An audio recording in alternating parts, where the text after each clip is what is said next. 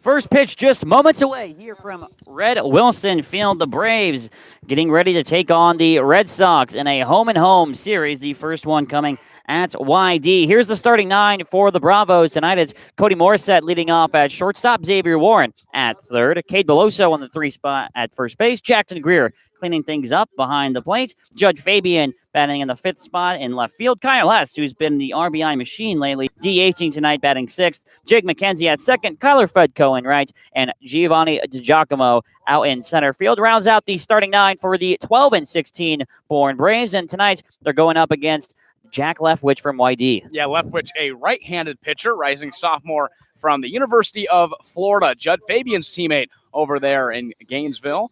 As Leftwich on the season, 5.40 ERAs, 2-1 record. Started 4 games. This will be his 5th. He's pitched 18 and a third innings, striking out 19, only walking 5. The last game he pitched in was July 9th against Wareham in a 13-2 loss. He picked up the loss in that game. He went 3 innings, allowing 6 earned runs on 6 hits, 1 walk, 2 strikeouts, facing 17 batters. So he's coming off a rough performance, and the Braves are looking to capitalize all over that.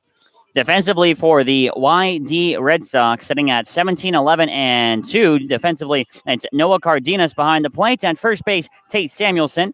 Second base is Gavin Dugas. At shortstop, it's R.J. Yeager. Riley King at third. And in the outfield, it's Noah Campbell in left, Brad Beasley in center, and Sam Hall at right. Cody Morissette's getting ready to step in, and just moments away from first pitch. No lights here at Red Wilson Field, and we've seen a handful of games get called due to darkness. Yeah, it seems to be a typical thing to have a Red Sox game called in the 8th inning, but the Braves and the Red Sox both looking to get 9 full innings here at Red Wilson Field. Beautiful night for baseball. First pitch to Morissette is in the zone from Leftwich. First pitch at 5:02 p.m., and we are underway. Morissette, the highest active average right now for the Braves, hitting at 288 so far on the season, looking for his 20th hit here today, and he might have just got it. No, just fouled down the first base line. He hooked it just a little too far. Foul is in the hole here at 0-2. Yeah, got good contact on that pitch. He went 1 for 3 last night against Katuitt. Walked, struck out, and actually was caught stealing in that game as well. So he's been an on-base magnet for the Braves as of late. 0-2 pitch, fastball high and outside for ball 1. Leftwich coming into today's game at that 5.4 ERA. Braves scoring 3 last night. That was all they needed against the Katuitt Cavaliers. 2 RBIs from Kyle Hess, and then the go-ahead home run from Jub Fabian in the 8th. 1-2 is grounded to second. That's Dugas on it. Throw into first is in time, and Morissette is retired. Well, with the way Morissette's been hitting lately, he moves up into the leadoff spot. This being only his 3rd game he's batted in a leadoff spot. Judd Fabian was there for a little bit. This man right here, Xavier Warren, also led off. But Morissette just getting out on a slow rolling ground ball over to second for the first out of the inning. But expect him to do a lot more as this game continues. Now here's Xavier Warren. He's hitting 269 on the average. First pitch to him popped sky high on the right side. Dugas calling off the first baseman, Samuelson. He backs up on it and makes the catch for a 1-pitch second out. Yeah, Warren just getting under that ball, but it's important to note with the dimensions here, center field is so close to home plate. It's about 350 out there. Those fly balls that really just hang up in the air at Doran Park could turn into home runs here at Red Wilson Field. So we'll see if any Braves can hit it over the fence. We know Judd Fabian did in a huge one last night. And a little bit of a breeze carrying toward the left field part of the park. Umpires today, Mike Hinojosa behind the plate. Kyle Fedko over on first base, and Pat Burns at third. We saw him yesterday. He was the home plate umpire. Cade Beloso steps in, looks at a first pitch strike from Leftwich. And Beloso's been struggling as of late. He's just 2 for his last 16, another 0 for performance last night with 2 strikeouts against Katuitt. 0-1 now, and it's taken for strike 2 on the outside half. He falls behind 0-2. Even with that 2 for his last 16, Beloso still one of the top averages on the team at 278. Of course, we know him as the base magnet. Seemingly every single game, he finds a way to get on base.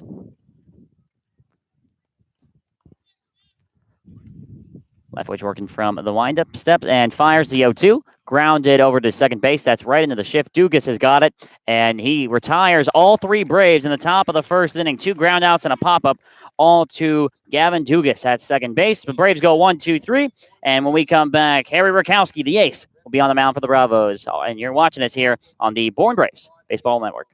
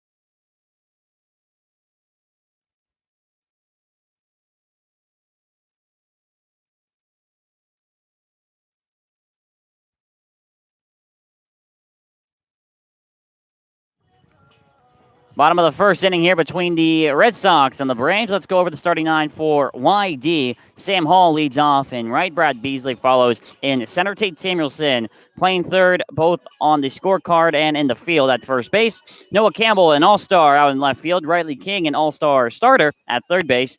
And Jack Wold, who hit the 3-run go-ahead home run, pinch hit home run at that, is DHing tonight. RJ Yeager at short. In the 7th spot, Gavin Dugas, who got some work defensively in that first inning at second. And Noah Cardenas rounds out the starting 9 for the YD Red Sox, and they're going up against the Braves ace, Sam. It's Harry Rakowski. The lefty out of Rutgers, 6'3", 225, is Harrison Rakowski. This season has started 5 games with a 1.87 ERA.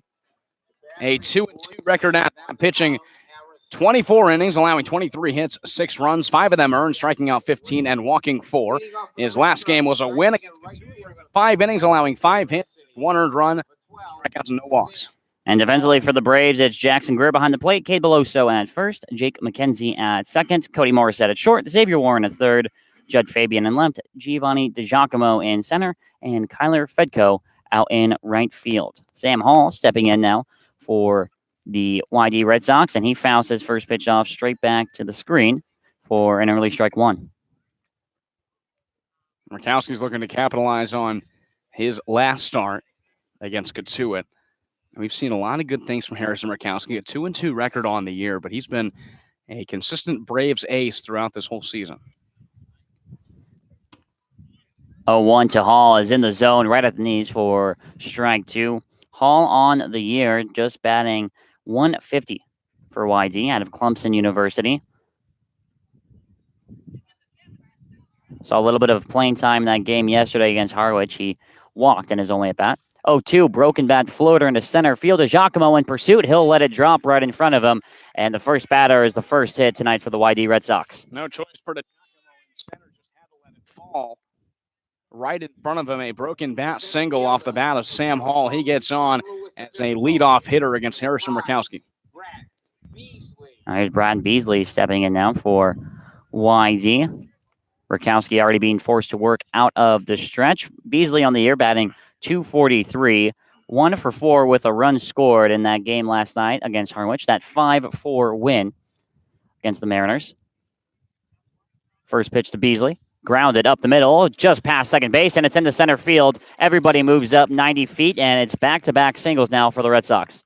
Yeah, that's what they want to see, back-to-back base runners as well, and they now have a runner in scoring position. This Red Sox team likes to score. They average over 5 runs a game. He needs to make sure he stays on it throughout the rest of this game. Now the 3-hole hitter and Tate Samuelson comes up with runners on first and second and nobody out. Samuelson hitting .239 on the year. And that game last night against Hartwich, 2 for 4 with a run scored and an RBI in there as well. Kowski takes a look at Hall at second. Now fires the first pitch. It's a bunt attempt that goes foul. Jackson Greer will let it go, and he'll pick it up. Strike one. It's interesting, Sam, that we're seeing the 3-hole hitter bunting for a sacrifice. Yeah, they're just looking to get runners into better scoring position. They let off with runners on first and second. Why not? Samuelson can easily get runners on second and third with just sacrificing himself for the first out of the inning. But Rakowski is ready to face a new team. His last 2 starts both coming against the Cotuit Cavaliers. He's played them 3 times in 8 days. Now finally get a team in the East Division. Here's the 0-1 now from Rakowski. That's fouled off again by Samuelson. This time a full swing rather than the bunt, and he's in the hole at 0-2. Yeah, Rakowski gets him in a 0-2 hole. Samuelson in the last game against the Braves, the only game these two teams have matched up, he went 2 for 3. A run scored in that game as well. He actually got a double. So a big game for him against the Braves. One of only 2 runs scored in that game against the Braves. A big pitching battle. Braves only had 2 hits in that last matchup. Here's the 0-2. Both runners go hit and run, and this splits the gaps in right center field. Fedko is on it. One run comes around third. That's Hall, and Beasley will stop at third base. It's a no-out single. Make that 3 in a row for YD, and they have the 1-0 advantage. They are getting all over Rakowski's fastball as Samuelson took that to right center field. You mentioned how short this field is. He didn't have a ton of drive on that ball. He only gets a single out of it. But Sam Hall comes home to score. There's runners at the corners now, and still not an out has been recorded. Rakowski needs a ground ball in a bad way right now. Noah Campbell stepping in, hitting just under .290 at .289. He is an all-star reserve for this Red Sox team. They have 3 starters and 4 players overall making the all-star team. First pitch from Rakowski to Campbell. It's chopped off his foot. That'll be a foul ball. And Rakowski has had the lead in a lot of these batters. It was 0-2 to Beasley, 0-2 to Samuelson. However, they both get on with hits. That's just good plate discipline there. They're waiting for a pitch they like and are able to place it well in the outfield. But 4 all-stars and 3 of them starters, that's not a huge number, but 3 of them being starters is pretty good for the Red Sox. Campbell with 15 RBIs on the year. 0-1 pitch to him. Ground ball. This could be 2. Beloso steps on first. I have to tag the runner out at second. A throw past Morissette, and Beasley comes in from third to score. So it's a 3 unassisted, and the runner Samuelson advances to second base. I don't know if Beloso could have done a lot with that ball. He was trying to get the double play. Coming home was Beasley. Didn't really have a play at the plate. Beasley was going to get there in time, but Beloso smartly tags the bag. His throw to second just went a little left, or the throw was to Morissette's right. It chased him off the bag. And now it's 2 quick runs for the YD Red Sox, and the Braves are already finding themselves in a hole. Yeah, coming in today's game, the Red Sox have scored 154. And you can make that now 156 on the year. First pitch now to Riley King. He's another all-star, the starter for this YD team. He's batting .359 on the year. And this is already a high of earned runs for Harrison Rakowski. We go back to opening day against Orleans where he allowed 2 earned runs. That was the last time he allowed this many earned runs. 1-0 pitch flowing out into center field to Giacomo going back on it. He's at the wall, feet on the fence. He makes the catch for out number 1. The runner on second forgot how many outs there were. Samuelson did not know that there was only 1 out. He advanced to home like there was 2 outs, and they're able to make the double play out at second base. So the Braves catch a break with that one, a base running mistake by Tate Samuelson. It turns into a double play off the bat of Riley King. However, the Red Sox strike for 2 runs off of 3 singles and do not leave anybody on. 2-0 YD, and the Braves looking to already climb back in this one. We would come back on the Braves Baseball Network.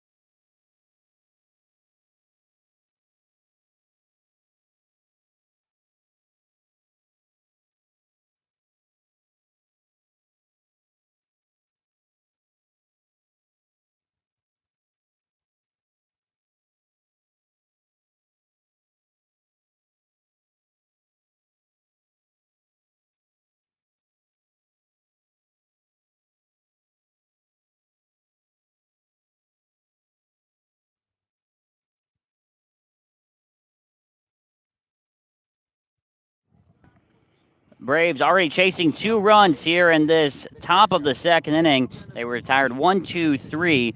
Now it's the 4, 5, 6 spots to them to try and get the Braves their first hit of the ball game. It's Jackson Greer. And this is the same deficit they had last night against Catuit. A first inning 2-0 deficit. The Braves were able to come back in the bottom of the second. But YD, a team known to put runs on the board, a very highly powered lineup. And the Braves have to get back as soon as they can against Leftwich, who's coming off a rough outing. Jackson Greer coming off a rough outing himself behind the plate last night as he looks at ball 1 from Jack Leftwich. Greer in last night's game 0 for 3 strikeouts before he was taken out of that game, hitting .227 on the year. 1-0 pitch to him fouled back into the screen, and Sam Greer has gone the last 3 games without a hit. He has. He's been really struggling at the plate, and he's in danger of making this all-star team underneath a 200 average. He has an average of 227 right now, at least with the Braves. He's looking to get that up here tonight. 1-1 misses down and outside. Count now at 2-1. And this is his second reunion in 3 days because he played with Harwich. The Braves played Harwich 2 days ago. Played 1 game for YD, although he was here for about a week and a half. 2-1 misses upstairs. Count now moves to 3 balls and a strike. Played the back end of a doubleheader with Falmouth. Went 1 for 3 in that game, and that was only his only on-field appearance with a Red Sox jersey on. 3-1 now to Greer. Misses upstairs, and he'll start things off in the top of the second with a leadoff walk. Yeah, Greer gets on base and works a 3-1 count. Never saw a pitch he liked and was extremely disciplined at the plate. So he's going over to first, and that brings up the hero from last night, Judd Fabian. The heroes from the last 2 games sitting at the plate and on deck. Fabian with the home run in the bottom of the 8th inning to propel the Braves over the Catuit Kettleers last night. And on deck, Kyle Hess with 4 RBIs in his last 2 games. First pitch now to Fabian is off speed and misses upstairs for ball 1. Fabian with 4 home runs on the season. 2 of them in 1 game against Catuit, and 3 out of those 4 also against the Kettleers. He is the Kettleer killer. 1-0 finds a zone and evens things up at a ball and a strike. He did agree with that name, by the way. I think it's a fitting name. It is. He said he likes hitting off their pitching, and it shows. Leftwich fires the 1-1. Fastball up high. Fabian goes after it, fouls it back over the press box. And he falls behind here 1-2. Leftwich working out of the stretch for the first time today. Got roughed up a little bit in his last start against the Wareham Gatemen, who are currently on top of the West Division.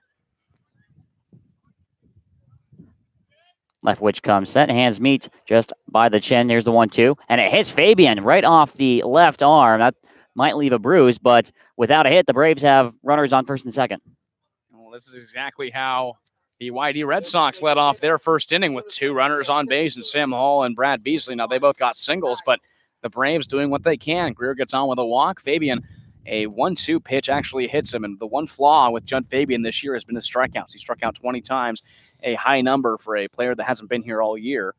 And a 1-2 count runs high and tight, hits him right in the shoulder, and now it's Kyle Hess with 2 runners on. Yeah, I think this is batter you want up at the plate right now for the Braves. One of the hotter hitters on the team. 4 RBIs in his last 2 games. Fouls off the first pitch, going straight back to the screen. That says raised his average up to 239 on the season. And he was one of those bats that the Braves are really waiting to get accustomed to. So now the only really 2 holdouts are perhaps Brennan Rivoli and Kyler Fredko. And he's still looking for a starting spot in the outfield. The Braves still haven't found that consistent third outfielder. 0-1 is a swinging bunt to third base. King picks it up and throws, and it's wild. It actually hits off Kyle Hess. Everybody's safe. The bases will be loaded off the throwing area, you'd have to presume, given to King at third base, and make that 2 Braves hit batsmen in a row, this time just coming on the base paths. That ball was not hit very hard at all off the bat of Kyle Hess, right off the end of it, over to third, a swinging bunt. Like you said, Jordan, over to Riley King. He was moving in, didn't have enough time to collect himself. Hess showed a little bit of speed running over to first, and King was rushed. He threw it wild, actually hits Hess, so now the Braves load him up with McKenzie. This is exactly how the Bourne Braves wanted to come back after that rough bottom of the first. Bases loaded and nobody outs here in the top of the second inning for Jake McKenzie, batting .239 on the year.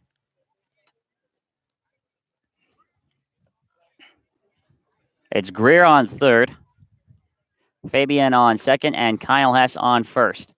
First pitch to McKenzie finds the top of the zone for a strike. The Braves dugout did not like the call. Bases are loaded, Sam, without a single hit recorded in the inning. Yeah, it's just typical Braves fashion, isn't it? Isn't it? We've seen that multiple times this year. Braves a great job at drawing walks and just getting those little small ball plays. 0-1 almost gets past the catcher Cardenas. Pitch missed way outside. Count evens at a ball and a strike, and a base hit here from McKenzie could very easily tie us up with Fabian's speed on second base, and we'll have a mound visit coming up now. Already some trouble here. Bases loaded, nobody out, Sam. McKenzie's last hit was on July 10th against Hyannis, where he went 1 for 2 with a double, and he's looking to break that hitless streak. He's only played in 2 games, one on July 11th and July 13th. He's a rotational player that occasionally comes in to play second. Jimmy Glowenke gets the day off, so that means Morrison moves over to short, and McKenzie gets the start at second. McKenzie looking to make a good impression on this Braves team. He's still looking for a breakout game, but he has a beautiful opportunity with the bases loaded. Has 2 doubles and a triple on the year, as well as a home run. And Jimmy Glowenke getting the day off today. McKenzie with an opportunity to really capitalize on his opportunity. Bases loaded. 1 ball, 1 strike count to Jake McKenzie. Nobody out here in the top of the second inning. The Braves trailing 2-0. McKenzie fouls off the 1-1 straight back into the fence behind the plate, and he falls behind here 1-2. And McKenzie forced to defend on a 1-2 count. He's going to try and stay in this at-bat as long as he can. Nobody out with the bases loaded. Can really do whatever here. The ball's in his court.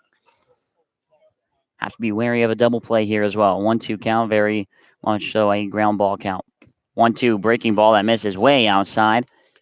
Now at 2 balls and 2 strikes, and McKenzie here 1 pitch away from possibly forcing a 3-2 count. And Leftwich has to watch for a wild pitch. We saw that last off-speed chase Cardenas out of his position, so obviously any ball getting back to the backstop is going to bring home Jackson Greer and advance the other 2 runners up 90 feet.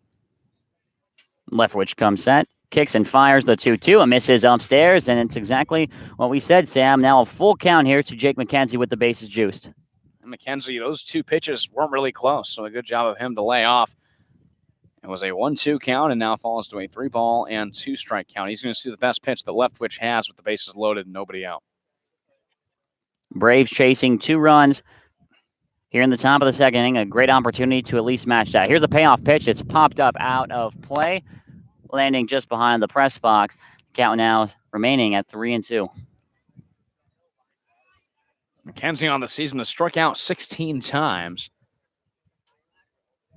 He struck out twice in the last 2 games that he's played in.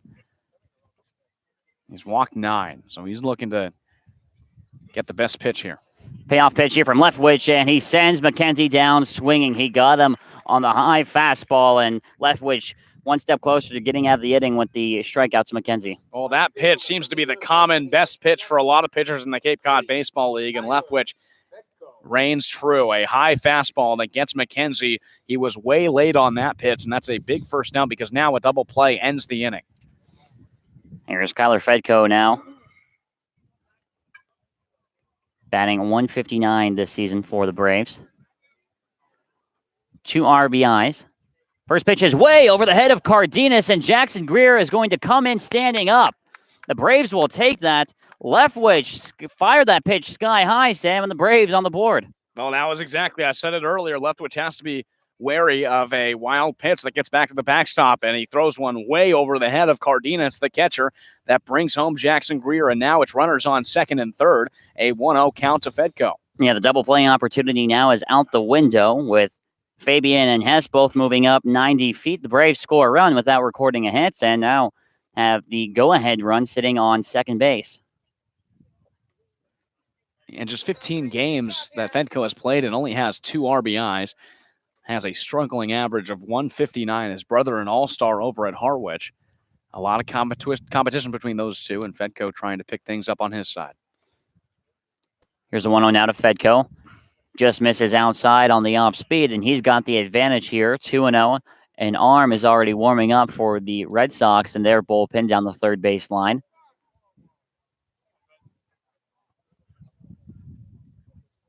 Leftwich looking and getting the sign from the catcher Noah Cardenas. Now sets. Here's a 2-0. And just finds the zone right at the knees. You'd have to assume that's the bottom of the zone. And Leftwich steals a strike there at 2-1. That was a fastball right, just catching the bottom part of the zone. Fedko lays up, but he's still ahead, 2 balls and 1 strike. Breezy day here at Red Wilson Field. The Braves trying to tie up this game. 2-1. Same pitch, same location. Count now at 2 balls and 2 strikes on 2 very low strike calls. That was a little bit of a late call by Mike Hinjosa, the home plate umpire, but it's the same exact pitch. 2 low fastballs. Fedko, I think, smartly watches both of them because I think they'd be flyouts anyways. But he now has a 2-2 count, so he's forced to defend. 2-2 now to Fedko, and he fouls this one off. It was another fastball headed straight for the knees. He fights it off and stays alive in this 2-2 count. And for Leftwich, the longest game he's went in was June 26th at Harwich. He went 5 1/3 there. So not expecting too much out of him after that, but already allowing a run on a wild pitch. If Fedko can get a hit, bring in 2 runs, then it's really trouble for Leftwich on the mound. Here's the 2-2 now to Fedko. Breaking ball popped up sky high, shallow right field in the Bermuda Triangle area, and the right fielder Hall makes the catch, almost running into the second baseman Dugas and the first baseman Samuelson. The catch is recorded, though, and that's out number 2. Everybody stays at their stations. That ball almost fell in between of them, but Sam Hall does a good job of tracking that ball all the way into shallow right field. It was a little bit of a mess with Gavin Dugas and Tate Samuelson all running towards it, but Sam Hall calls everybody off and gets the second out, and that ball not nearly deep enough to bring in the run from third, so now there's 2 outs, and DiGiacomo up. And DiGiacomo hitting .217 on the season, not a single RBI. 5 for 23 in 10 games played, has not seen a ton of time. Jackson Greer led off the inning with a walk. Judd Fabian was hit by a pitch. Kyle Hess got on with an error. The first pitch to DiGiacomo founds the outside half of the plate for a strike. Jake McKenzie struck out, and on the first pitch to Kyler Fedko, there was a wild pitch from Leftwich that allowed Jackson Greer to come home and score. That's where we are now. Runners on second and third with 2 outs here on the top of the second inning. YD on top of the Braves by a score of 2-1. 0-1 is off speed, and DiGiacomo is way out in front, and he falls behind 0-2. And one thing that I've noticed from DiGiacomo is how late he is on fastballs. He's had a problem with that really all summer. In the 10 games he's played, and he struck out 9 times, and the fastballs just really seem to be getting to him. There's the 0-2 now. That's in the zone, strike 3. DiGiacomo goes down looking on 3 pitches, and the Braves can only bring home 1 run out of bases loaded and nobody out. It's that 1 run off of no hits and 2 left on base. 1 error from YD in that inning. And now Harrison Rakowski retakes the mound, only trailing by 1 run now. And you're watching Bourne Braves baseball on the Bourne Braves YouTube channel.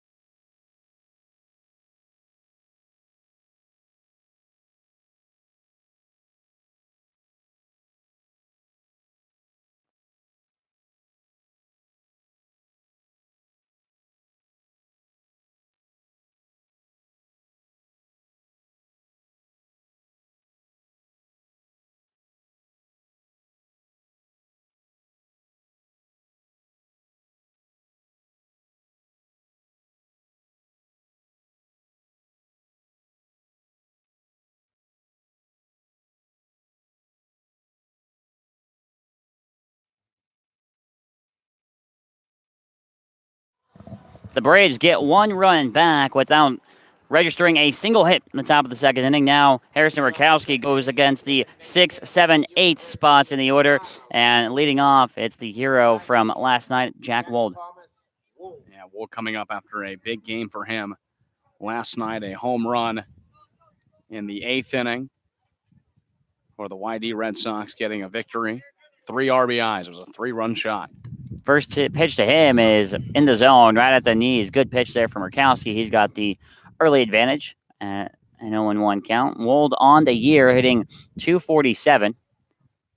His 0-1 pitch is a check swing. They'll check to third base. That's Pat Burns, and Wold was able to hold off on his swing. Count now moves to 1-1. And YD was down 4-1 before a 4-run eighth inning, all capped off by this 3-run home run by Wold. 1-1 breaks into the zone on the off-speed pitch there from Murkowski, and he's got the lead here at 1-2. Murkowski steps and fires the 1-2 pitch. High fastball, and he got Wold to go around on it. Strikeout number 1 in the game from Harrison Murkowski, and it's out number 1 in the bottom of the second. That was a tall fastball by the lefty, and Jack Wold, just not even thinking about it, just swings at a pitch that really rose up into the strike zone off the hand of Murkowski for a big first out. We know that in the first inning, the first 3 batters that came up all got on base. So now Murkowski already has that big first out. Here's R.J. Yeager. He hits a ground ball just past a diving Jake McKenzie. He gets on with another single, the 4th hit for the Red Sox are all singles. This one just got under the glove of Jake McKenzie. McKenzie almost gloved that one. It really just got under. He has a lot of speed over at second base. We know how many bases. He's stolen 5 bases out of the 7 bases that the Braves have stolen as a team, but he works to his left side, dives head first, and just can't get the ball in his glove. So now Yeager gets on base with 1 out. Well, here's Gavin Dugas now, the second baseman. Murkowski fires first pitch to him. The runner going is his chopped foul down the third base line. Yeager was moving on the first pitch. However, he'll have to return first, and now Dugas has to battle now with a 0-1 count. While the Braves are last place in steals, YD is in third place with 40 steals, so not surprised to see Yeager taking off over at first. See if the hit and run is still on here. Only a 1-run game after 3 combined runs throughout the first 9 outs. There's the 0-1. Yeager stays there. Pitch misses low, almost kissing off the dirt. Count now evens at a ball and a strike. Yeager with just 1 stolen base on the year, contributing to that 40. So most likely just runs on the hit and run plays by Scott Pickler, the manager. Murkowski going to throw to first base, and Yeager back in plenty of time. Dugas hitting only 125 on the year, 6 for 24. Last played against Orleans a few nights ago, and that 15-3 loss, he went 0 for 2 with a strikeout in that game. Here's the 1-1, and that's in the zone. Fastball there from Murkowski. Finds the strike zone, and now he's got the 1-2 advantage. That's that deadly fastball from Murkowski. You saw Gavin Dugas turn as if he was getting hit, but it was just an inside pitch that had a lot of movement from Murkowski. That's his best pitch. 1-2. Murkowski also throws down to first base once again. And Yeager back in with a slide. Bit of a breezy day here at Red Wilson Field. Of course, no lights here. We've seen a few games get called to darkness. The game trending like this, it might be close as Murkowski once again throws over to first base, and Yeager back in plenty of time. Yeah, these 2 teams don't really know a ton about each other. Unlike last night's matchup, Katuitt playing the Braves for the 3rd time in 8 days. The Braves haven't played YD. They only played them 1 time, so it's an unfamiliar matchup for both teams. 1-2 now for Murkowski. And it's popped up foul over our heads by Dugas. Struck out 10 times this season. Fights off another strikeout right then.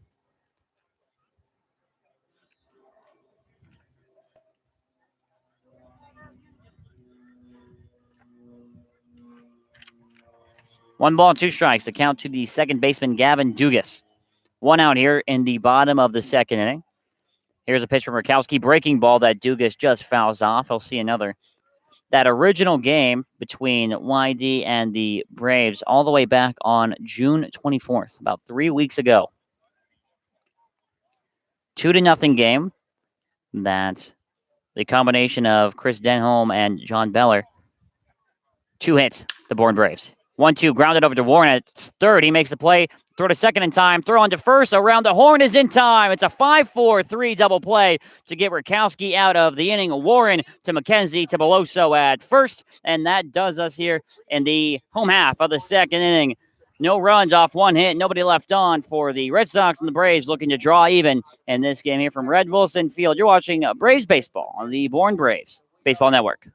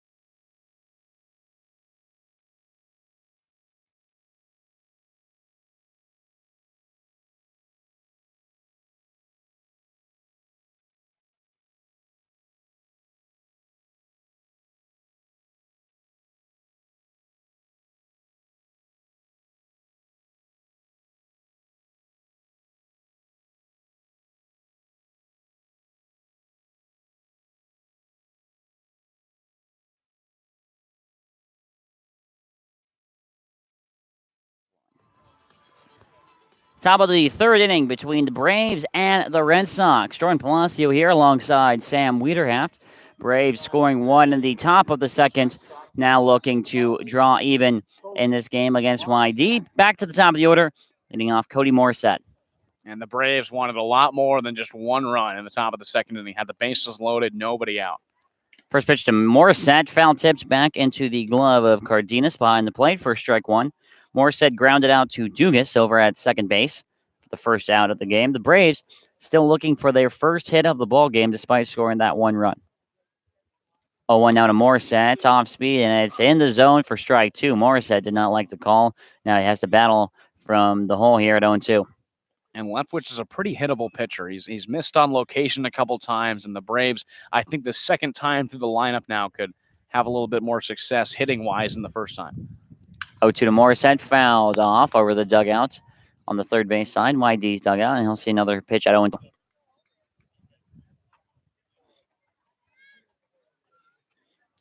Morissette spent a lot of this season with his average under 200. Now has climbed back, had his average over 300 at one point, and is an all-star. 0-2, chopped foul down the first baseline, right by first base coach Aaron Meyer. And Morissette battling here. We'll see a fifth pitch. This is a big game for the YD Red Sox, as they can possibly tie Chatham for that first spot in the East. Chatham with 38 points, YD with 36. Chatham, however, a 5-0 lead in the top of the second against Brewster, so not looking too good, but could still possibly gain a little bit of ground. 0-2, just misses the zone there. Good take from Morissette to watch that one go by. Count now at a ball and two strikes. Maybe the goal, rather, is just to lose ground on Chatham if they're up 5-0. Yeah, win will get you places. You can only control what you can control, right? Here's the 1-2 to Morissette. Fly ball into right field. Back on the fence is Hall, and he makes the catch with his back right on the fence here at Red Wilson. It's a shallow field. That ball not going far enough. It's out number one.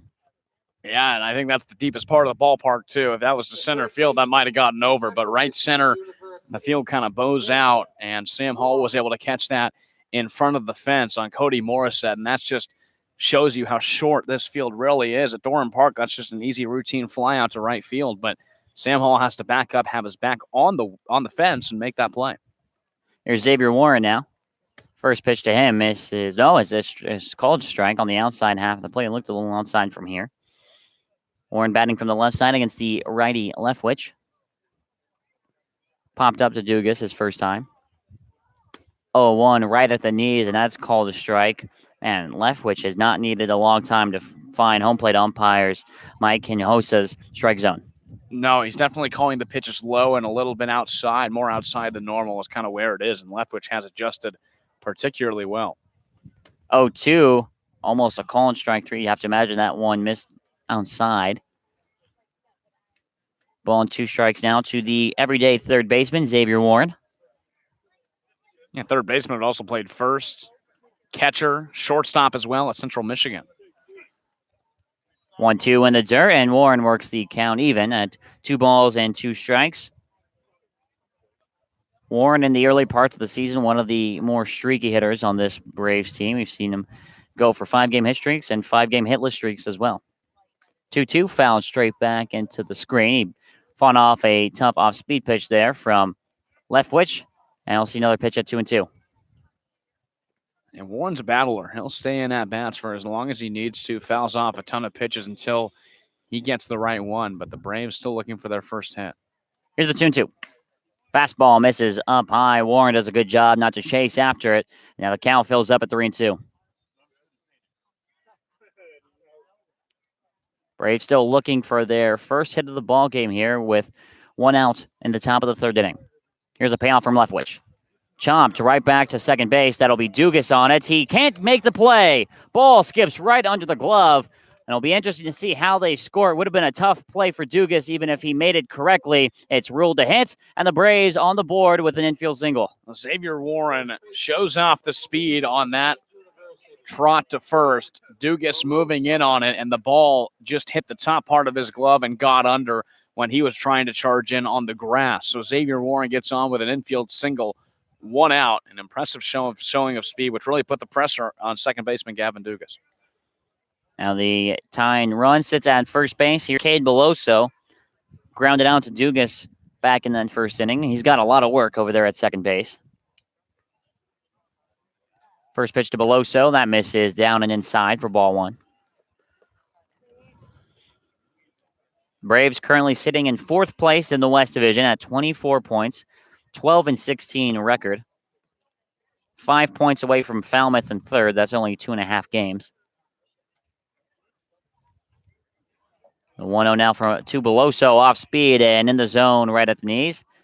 Count evens now at a ball and a strike. That was a knee buckler from Jack Leftwich. Off speed, Beloso takes a big step and watches that one slide right in the strike zone to even this one up 1-1. 1 ball, 1 strike, and 1 out. 1 runner on first base here in Xavier Warren. Here's a pitch from Leftwich. Fastball right at the knees. Hits the bottom of the zone for strike 2.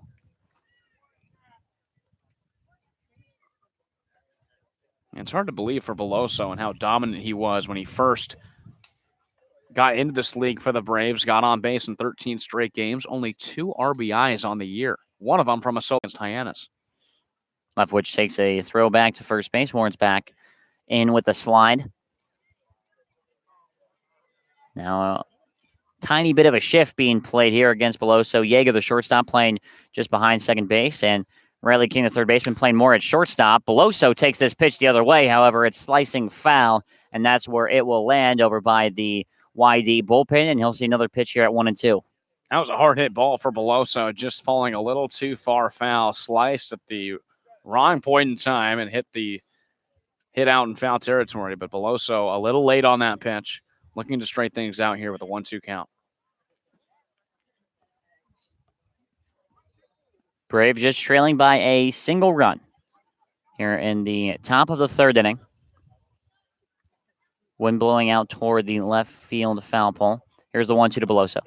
That's in the dirt. Good take there from Beloso, and a even better block by Cardenas behind the plates, and the count now evens at 2-2. Yeah, not Beloso's pitch. He lays off, goes in the dirt from Leftwich, and now it's all tied up 2-2. 1 out, Beloso trying not to hit a ground ball into the infield. There goes Warren, the runner. He tried to catch Leftwich sleeping, and we have a balk call. That's exactly what Warren was trying to do, force the balk. He gets the call, and he gets second base. Well, that was impressive from Xavier Warren. It looked like a steal when Leftwich wasn't looking. He causes the balk. And what was going to be a for sure out, and this is not a stealing team. The Braves only 7 stolen bases. That's last place in the league by 15. But Xavier Warren causes a mistake from Jack Leftwich and now gets on second. Umpire said that Leftwich moved his left leg, forcing the manager now, Scott Pickler, talking with home plate umpire Mike Hinojosa. Having a pretty cordial discussion right now. And I'm surprised the conversation is with the home plate umpire rather than the first base umpire who made the call. Yeah, first base umpire was Kyle Pecteau that made the call. You're right. He said he moved his left leg, just a little bit of a twitch, and Xavier Warren gets second. That could be a big play. The Braves have the tying run, only in the third inning, but the tying run's over at second base in scoring position, and Beloso still has a 2-2 count. He's been battling pretty well. So now Warren moves up to second on the balk call. 2 balls and 2 strikes here to the first baseman, Beloso. Leftwich sets, takes a look at Warren. Now fires a 2-2. Breaking ball that misses the zone. Count fills up to the base magnet, Cade Beloso. Beloso, 11 walks on the year, 14 strikeouts. That's not a bad ratio. Beloso loves to work deep in counts, and he does it again here against Leftwich. Here's a payoff pitch to Beloso. Swung on and missed. He sends Beloso down swinging. Got him on the off speed. Now Beloso falls to 0 for 2. Now it's up to Jackson Greer to hit in Xavier Warren. And that's a big out. Beloso shaking his head as he goes back to the dugout, swinging strike 3 on a 3-2 pitch that he thought he had. And with Jackson Greer coming up, 5 doubles on the year for him. He's an all-star. Taking Beloso off the base paths is important for YD. Jackson Greer walked his first time and came around to score on a wild pitch. He fouls the first pitch off, right back into the glove of Cardenas for strike 1 on the foul tip. Greer in a little bit of a slump. Over 3 last night, 3 strikeouts.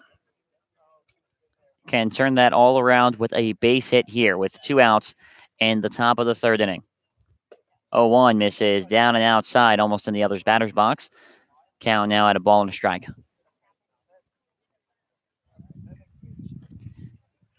Braves had this stretch start back 12 days ago. It was 17 games in 16 days. Now only 5 games in 5 days remain. 6-5 on that stretch. 1-1 misses upstairs. Breaking ball that did not break. And now Greer's got the advantage at 2-1. Yeah, through this stretch, they've stayed pretty consistent. A 6-5 record in those first 11 games during this stretch. It's over 500. It's a lot better than they were doing in the first half, that's for sure. Went 8-14 in that first half. 2-1. Fastball right at the knees. Good pitch there from Leftwich, and now he's got a 2-strike count against the catcher Greer. And it's all because of these new additions on offense, like Jackson Greer, like Cade Beloso, Judd Fabian as well, have really added some power to this lineup. 2 balls, 2 strikes, and tying run on second base. Jackson Greer swings and misses. Fastball goes right by him. Back-to-back strikeouts. Gets YD out of another jam. No runs off of 1 hit for Xavier Warren, who advances to second on the balk. He's the runner left on. We head now to the bottom of the third inning. Their score remaining 2-1 YD over the Bravos, and you're watching Braves Baseball on YouTube.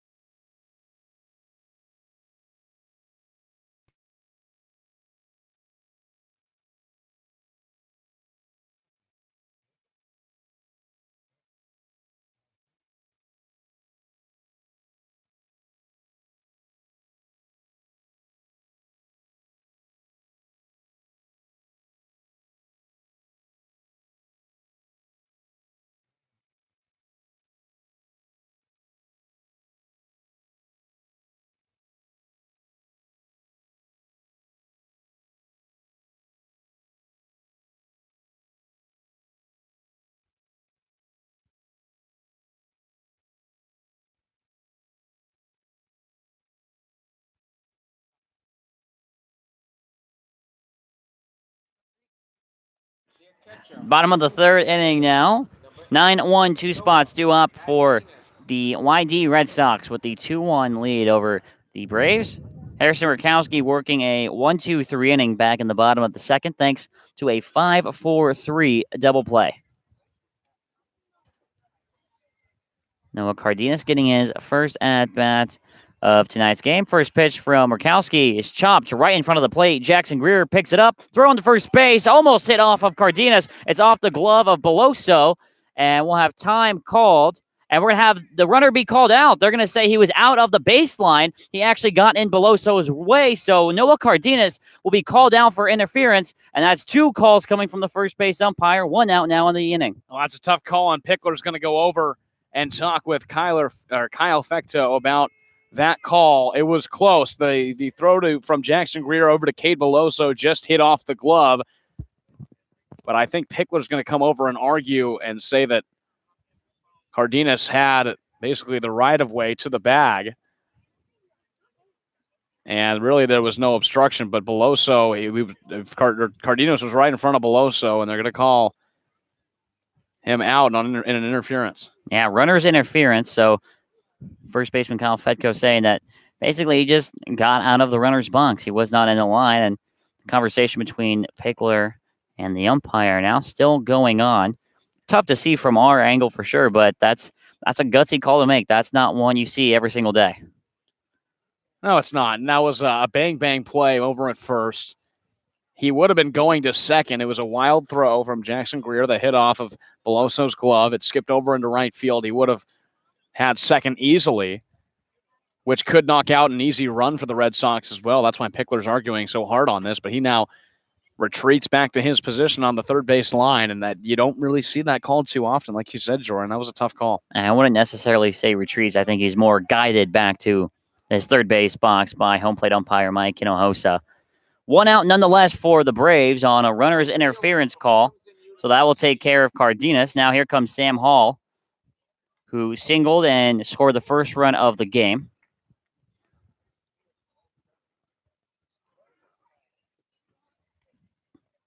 Kowski had him down in an 0-2 count before he singled. He swings and misses at the first pitch from Rakowski, who, Sam, after that first inning, has found himself in a little bit of a groove. Yeah, he has. He hasn't had to face the best hitters in this lineup, and Hall, Beasley, Samuelson, the 1-2-3 batters that all got on with singles. The back half of this lineup, he's been rolling pretty well so far through that part of the lineup. 0-1, right at the knees. Good pitch there from Rakowski. Gets the zone, gets the call. No balls and 2 strikes now to today's right fielder. All taking his time. Now Rakowski stepping and kicking with the 0-2. That misses downstairs. Count now moving to 1-2. And Hall on the year has struggled with the bat. Only a 150 average, 3 hits, and just 20 at-bats. 1-2 from Rakowski. Fastball up high. Could not get Hall to chase after it. And now he's worked the count even at 2-2.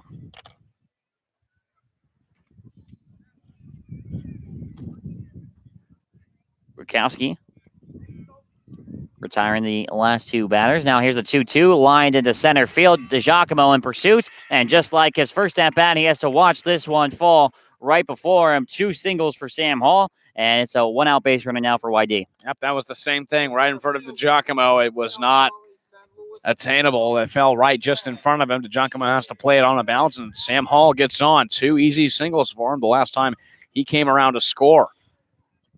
Here's Brad Beasley. He also singled off the first pitch back in that first inning against Rakowski. All 5 hits have been singles for this YD team. Rakowski throws back over to check on Hall, and he's back in on his feet.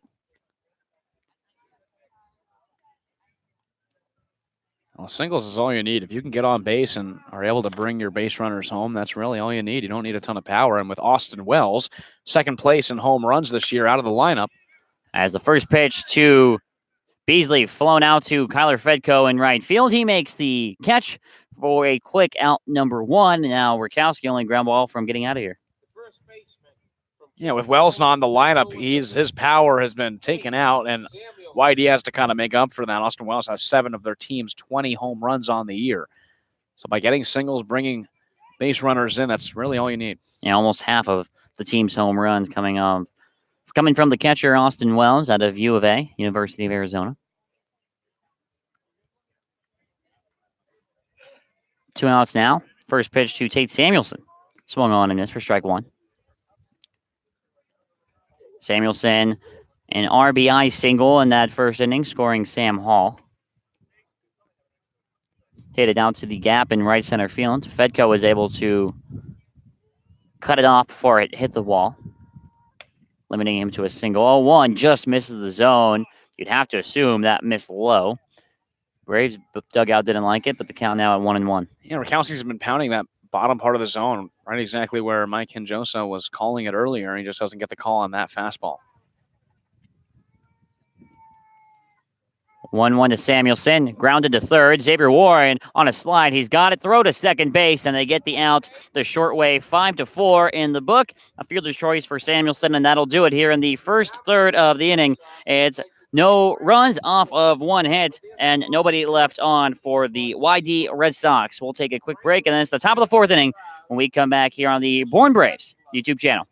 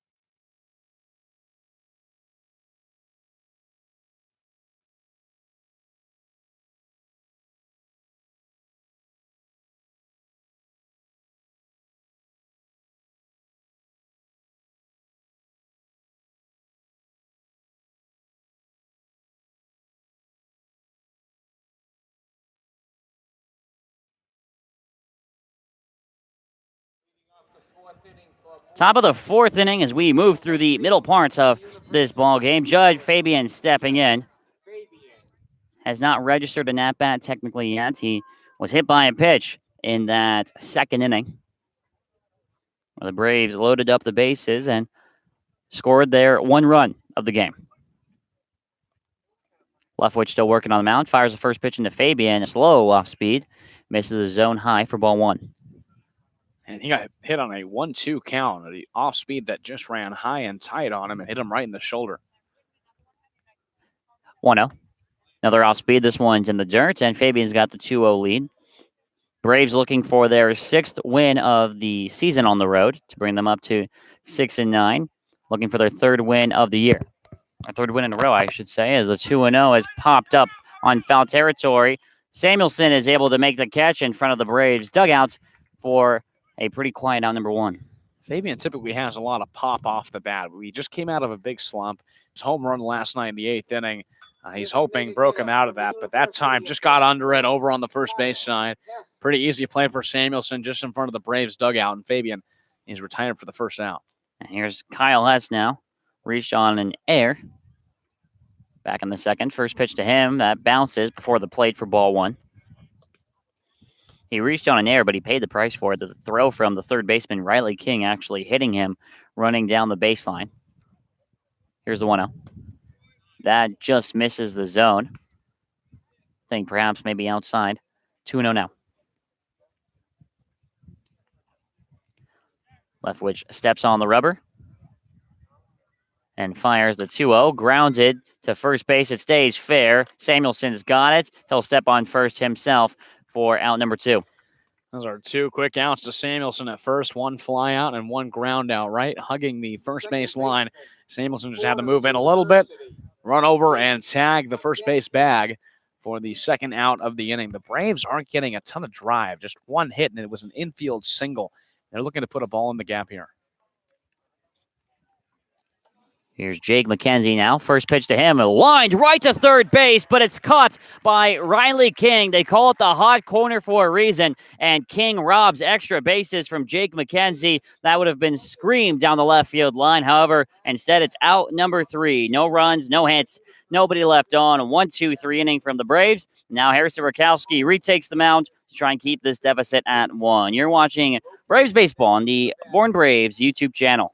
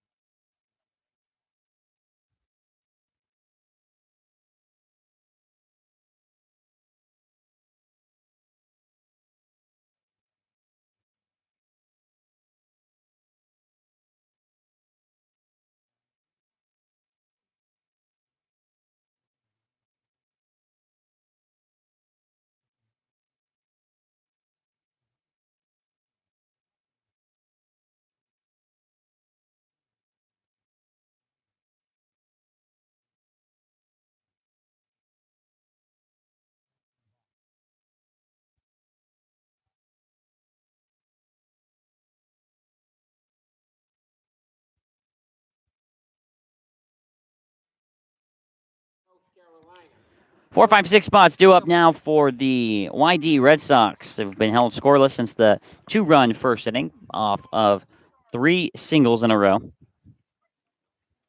Here's Noah Campbell, who ground down to Cade Beloso, but brought in a run. First pitch to him almost hits him right below the knees for ball 1. Yeah, Campbell 0 for 1 with a ground out, but was able to get an RBI.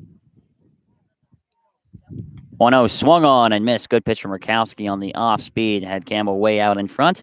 Count now at a ball and a strike.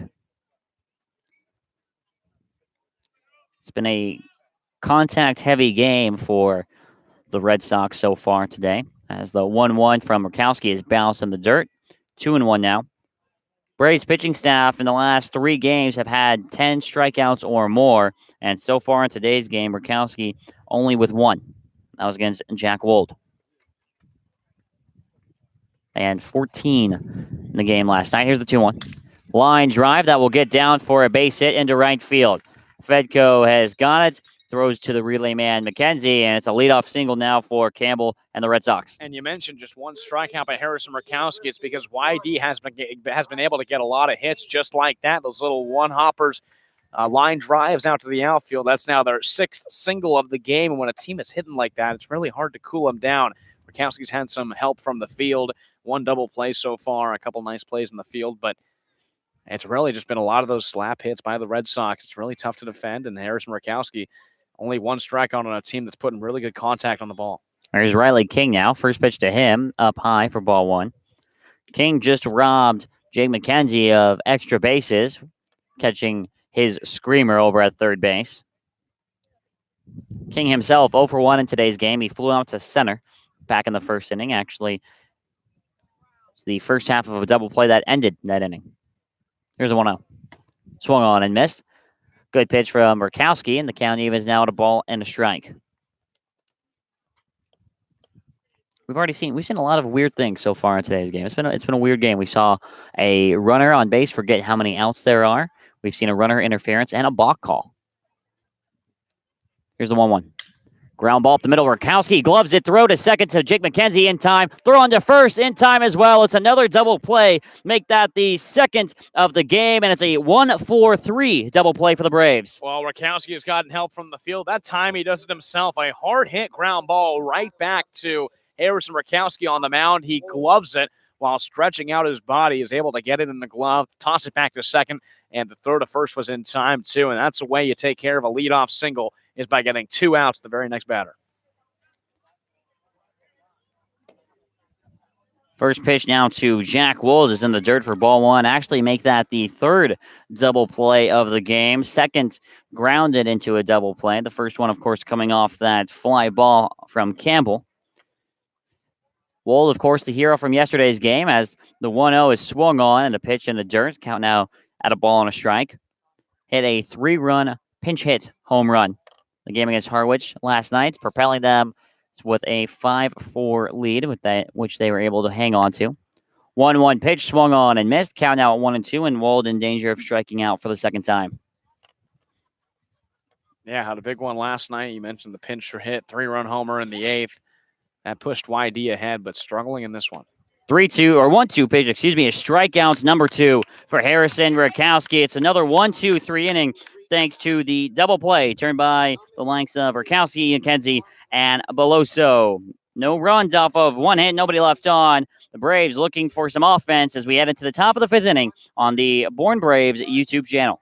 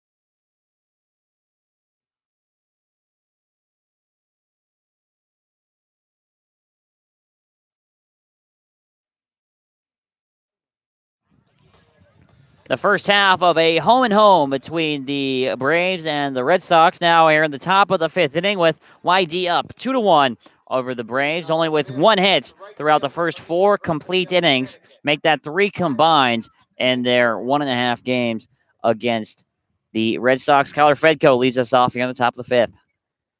Yeah, Fedko just looking to get on for the first time tonight. The Braves down by 1. They only have 1 hit, and the hardest hit of the ball by Jake McKenzie ended that last inning on a line out to third. First pitch to Fedko misses way outside for ball 1. Leftwich himself has kind of been an effective wild. Here's the 1-0. Another breaking ball that misses outside. Fedko's got the 2-0 lead. Braves going 1-2-3 in the top of the 4th. Here's the 2-0. It's popped up into shallow left field. The shortstop Yeager gives way to the left fielder Campbell, who makes the catch on the run for out number 1. And it's been a lot of the Braves getting under Leftwich's pitches. Another fly out into shallow left for Kyler Fedko. He flied out to right in his first at bat, and that's just kind of the contact that Leftwich has been able to get. He struck out 4 batters, and a lot of ground outs and flyouts on his side. Pretty productive so far. Now here's Giovanni DiGiacomo stepping in. He struck out in his first time.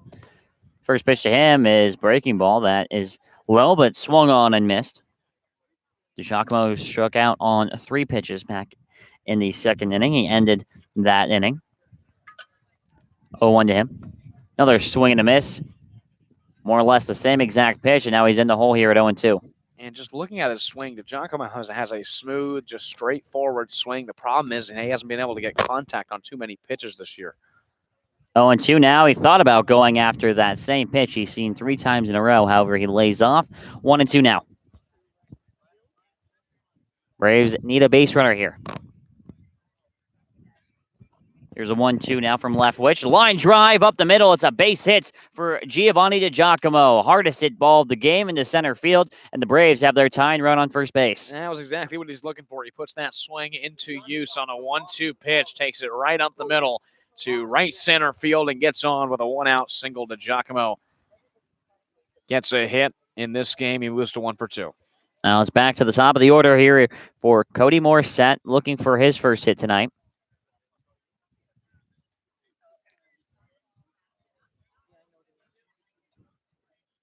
Just past 6 o'clock, about 10 minutes ago.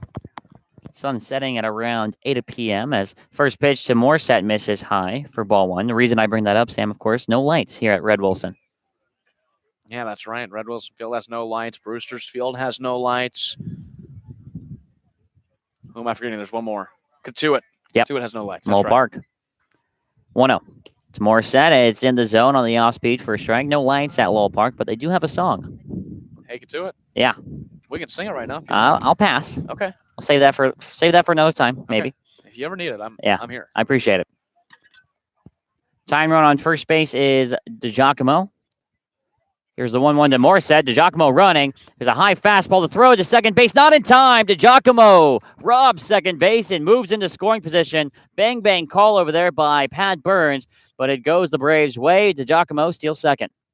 And that is a rare sight for the Braves. Just their 8th stolen base of the entire year. And Jake McKenzie has stolen 5 of them. DiGiacomo swipes second on a 1-1 pitch, and he now moves into scoring position.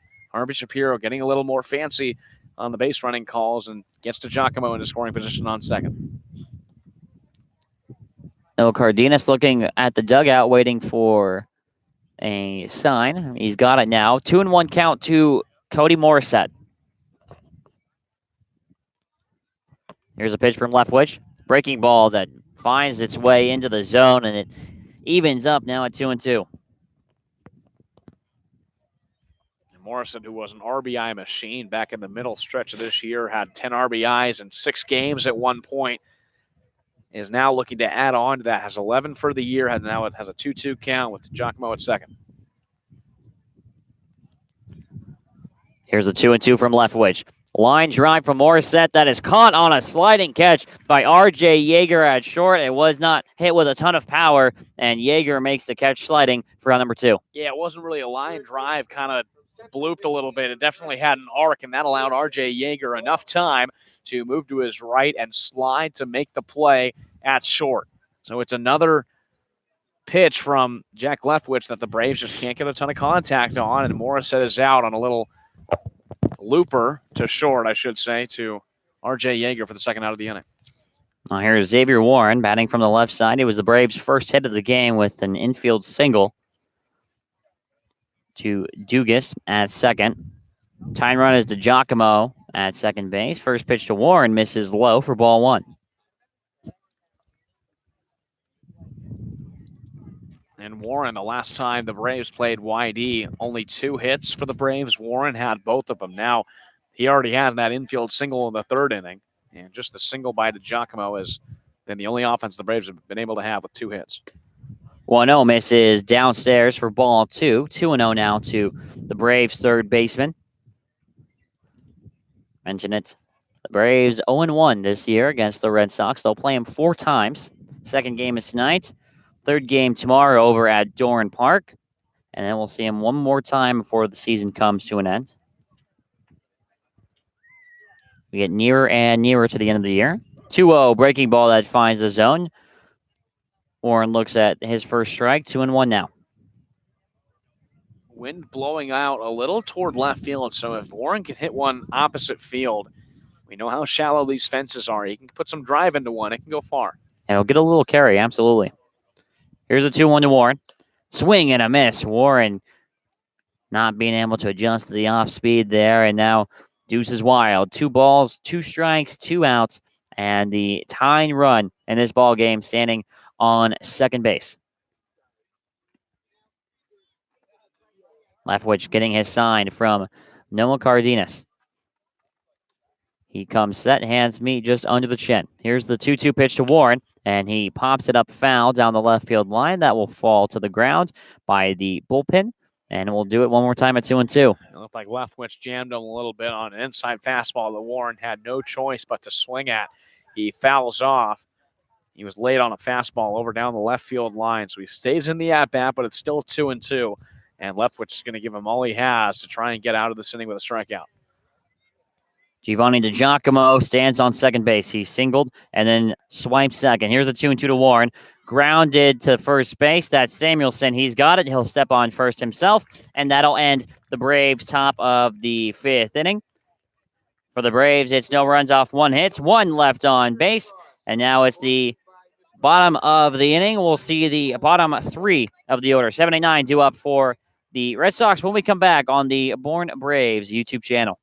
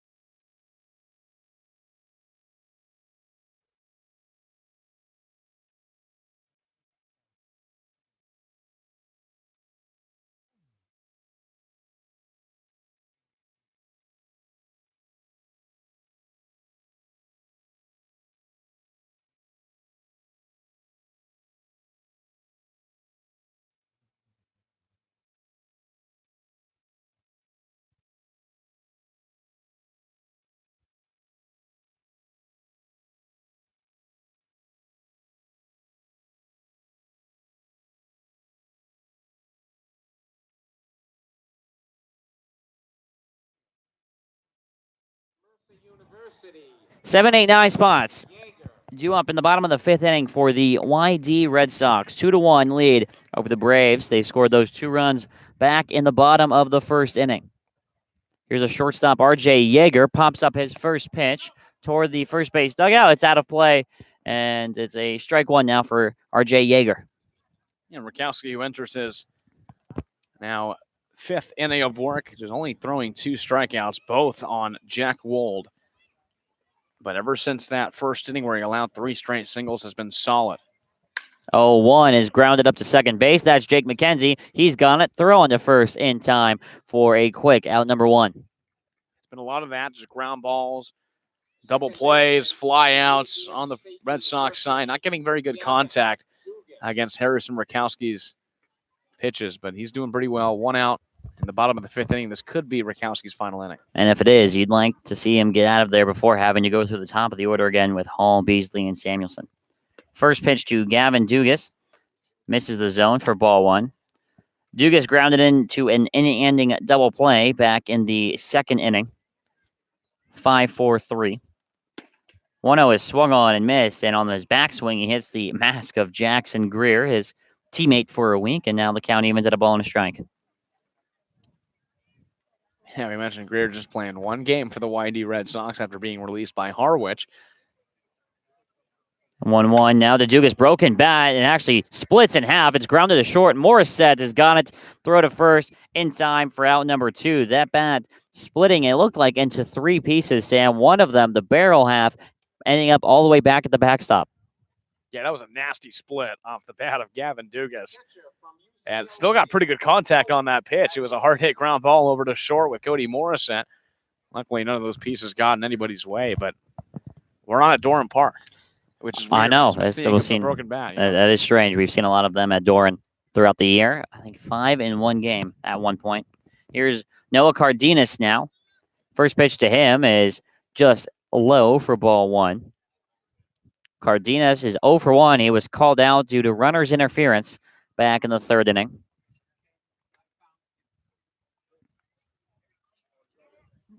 Here's the 1-0. That misses down and in. 2-0 now to the catcher. Cardenas out of UCLA. Had one of the best regular seasons in program history this past year. 2-0 right at the knees. Good pitch from Rakowski. It's in the zone for strike 1. Rakowski making the All-Star team as well as Mac Lardner, and that's got to be a good feeling for the Braves. You start out in the rotation with Harrison Rakowski, and you finish it off with Mac Lardner, who's about the 6th or 7th pitcher in this, seems like 7-man rotation. Yeah.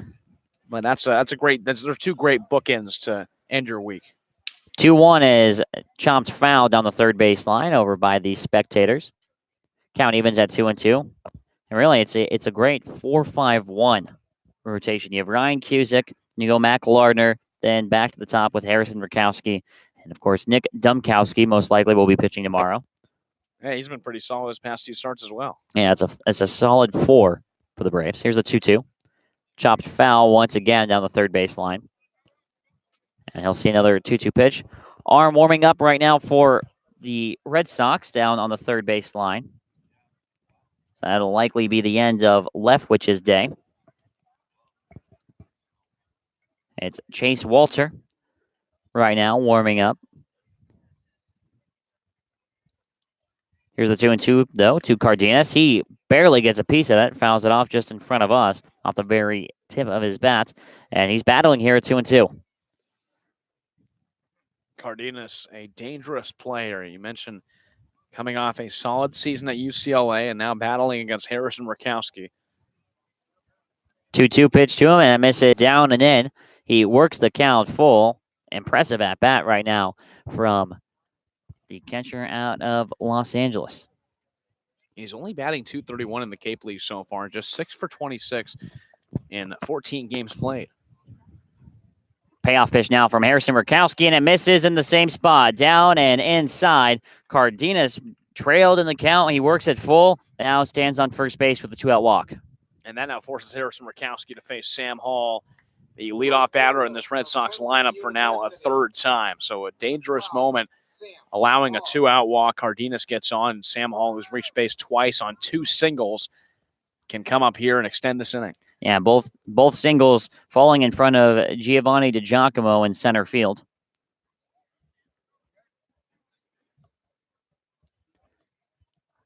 Hall's a very good defensive hitter. Both of his singles coming with 2 strikes. First pitch to him just misses the zone inside for ball 1.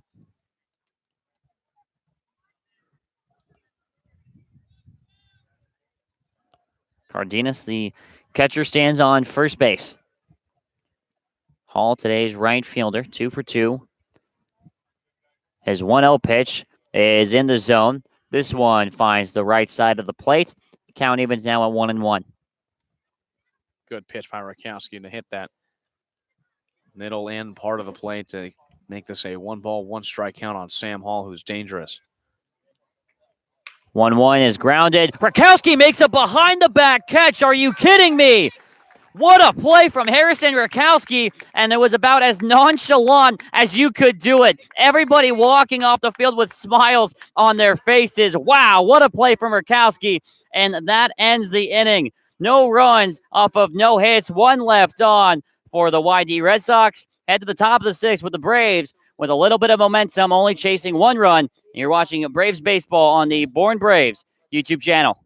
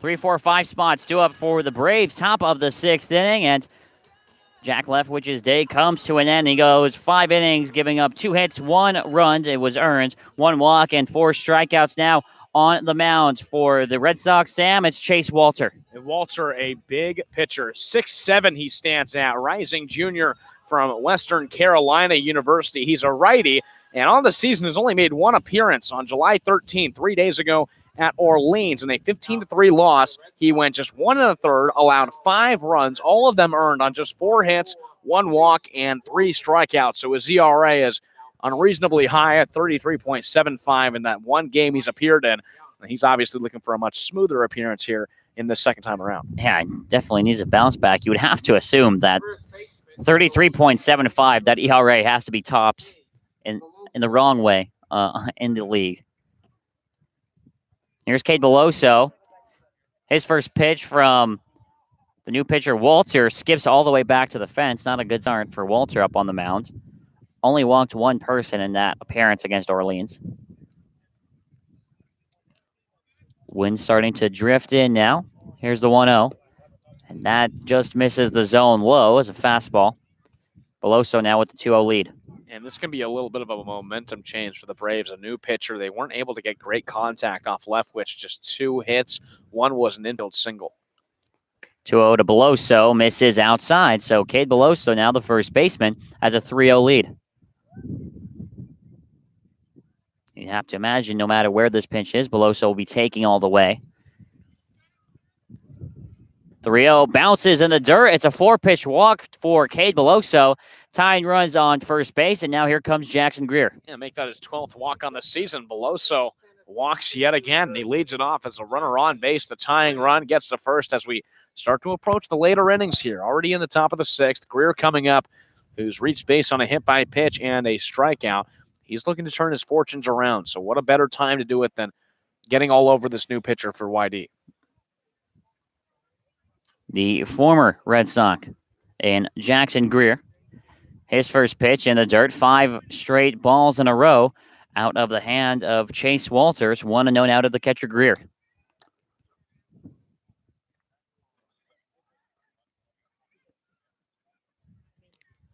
Greer with only 3 walks on the season. As Walter fires the 1-0, there's his first strike on the fastball on the inner half. Count now at 1-1.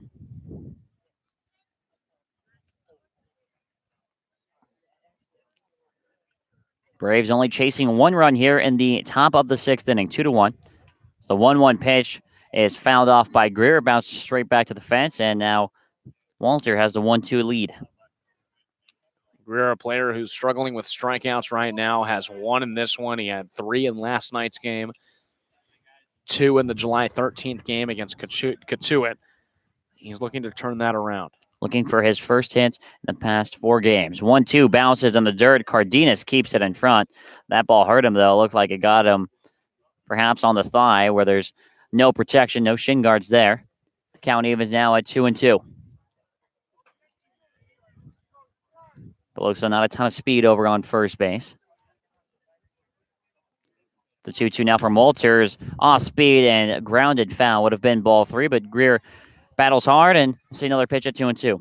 You know, you mentioned Cade Beloso not with a ton of speed, but we have seen him take off on a few hit-and-run plays done in the past. So Harvey Shapiro already sending Giovanni DiGiacomo on a stolen base in the top of the 5th inning. Wouldn't be surprised if he tries a hit-and-run with Jackson Greer. Nobody out here in the top of the 6th inning. Here's the pitch to Greer. Swung on and missed on the off-speed. Jackson Greer goes down for his 2nd consecutive strikeout, and there's 1 away here in the top of the 6th. Greer's really trying to get back on track from what he was when he first joined this Braves team. He strikes out yet again. Hasn't gotten a hit since July 11th against Wareham. He goes down for the 2nd time on strikes. Here's Judd Fabian. He's 0 for 1. Hit by a pitch back in the 2nd, and then popped up in foul territory his last time. First pitch to him. Fly ball into left center field. Looking up at it is the center fielder, Beasley. Say adios. Judd Fabian does it again. A 2-run home run in the top of the 6th inning. Gives the Braves the lead. 3-2. The Braves on top thanks again to Judd Fabian. Oh, this kid, a rising sophomore out of Florida, is emerging as a star. That's another home run. Make that 5 on the season. That's good for tied for 3rd place in the Cape Cod Baseball League. Leads the team with 5 home runs, and he takes one to left center field and puts the Braves on top, just as he did last night Fabian homers again in a clutch at bat. A lot of the team comes out and greets them in front of the dugout. On one swing of the bat, the Braves take the lead against the YD Red Sox. Here's Kyle Hess. He looks at strike one. Felt like sooner or later the Braves were going to catch one pitch, and they did, out of the hand of Chase Walter. 0-1 to Hess is fouled off, and that catches Noah Cardenas trying to make the catch on it. Looked like it caught him, perhaps on the side or on the arm, and Hess falls behind 0-2. Well, Cardenas will have a couple seconds just to get his bearings back. And it doesn't matter where you put Fabian in this lineup. He has 3 home runs off of the leadoff spot in this lineup, and now make that 2 home runs when he's in the 5 spot. So it's really wherever you put him, Judd Fabian is going to have a ton of power, and he knocks 2 runs in there to give the Braves the lead. 2 home runs in as many games. 0-2 to Hess misses way outside for ball 1. And there's no easy out here with Kyle Hess up at the plate either. He's been swinging a hot bat recently, 4 RBIs in his past 2 games, a 2-run bomb against Harwich a couple nights ago. However, he fans at the 1-2 pitch down low. He goes down swinging for out number 2. Hess, an off-speed pitch he couldn't put a bat on a 1-2 pitch. Waves at it for out number 2, his first strikeout of the game. He now falls to 0 for 3 on the game. And McKenzie's looking to come up with a little bit of redemption. Had a line out to third in his last snap out in the 4th inning, so he's still looking for his first hit. First pitch to Jake McKenzie finds the zone. Delayed call from Mike Njosa behind the plate. Braves dugout didn't like it. That's a tough call to take to start off an at-bat. There's the 0-1 now from Walter, way up high. Count evens at a ball and a strike. Yeah, that first pitch was extremely close to the zone. Looked like it fell a little bit low, but the count evens up. 1 ball, 1 strike with a high fastball off the hand of Walter. There's the 1-1. Fouled off the helmet of Noah Cardenas. He's been getting beat up in this half inning. Count now moves to 1-2. Yeah, that's a few back there. He takes a knee, kind of just trying to breathe it out there. Maybe had the wind knocked out of him. But that's just the job of a catcher. That's why those catchers are so tough. Some of the toughest players on the team. 1-2 now to McKenzie. Breaking ball. He swings and misses. McKenzie strikes out for the 2nd time today. But the Braves take the lead on the 2-run home run from Judd Fabian, bringing in Cade Beloso. It's 2 runs off 1 hit. Nobody left on. The Braves take the lead. And it looks like it will be Carl Johnson coming into the game when we come back on the Bourne Braves Baseball Network.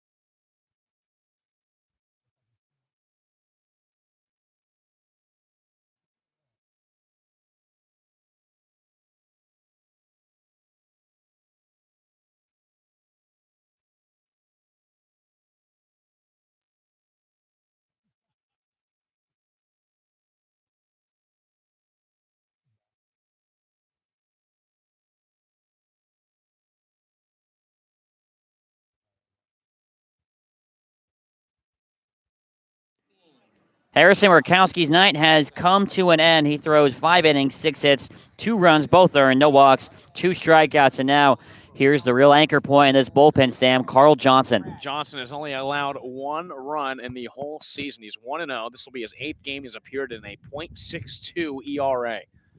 Definitely pitching in a hitter's park. Shallow fences. He fires his first pitch that misses high to Brad Beasley. 1-0 now to Beasley. Grounded, and then I'll get through for a base hit. Right in between Warren and Morissette on the left side of the field. And the first batter is the first runner on here in the bottom of the 6th inning. That's another single. Make that 7 singles for the YD Red Sox. And Carl Johnson is coming off his worst outing where he went 2 1/3 on July 13th against Katuitt. Allowed his one earned run, his only earned run on the whole year. 4 hits in that outing, only striking out 2. First pitch now to Tate Samuelson. It gets behind the catcher, Jackson Greer. He can't hang on to it. It will go as a pass ball. Beasley now takes second base, and now the tying run in scoring position. And those plays can come back to haunt you. It looked like Greer had it just fine. The pitch was fine. Just missing the zone by a little bit. It just bounces out of the glove of Greer. He has to chase it back, and Beasley gets over to second in scoring position. Johnson comes set. Takes a look at second base as the wind begins to pick up here. 1-0 misses downstairs.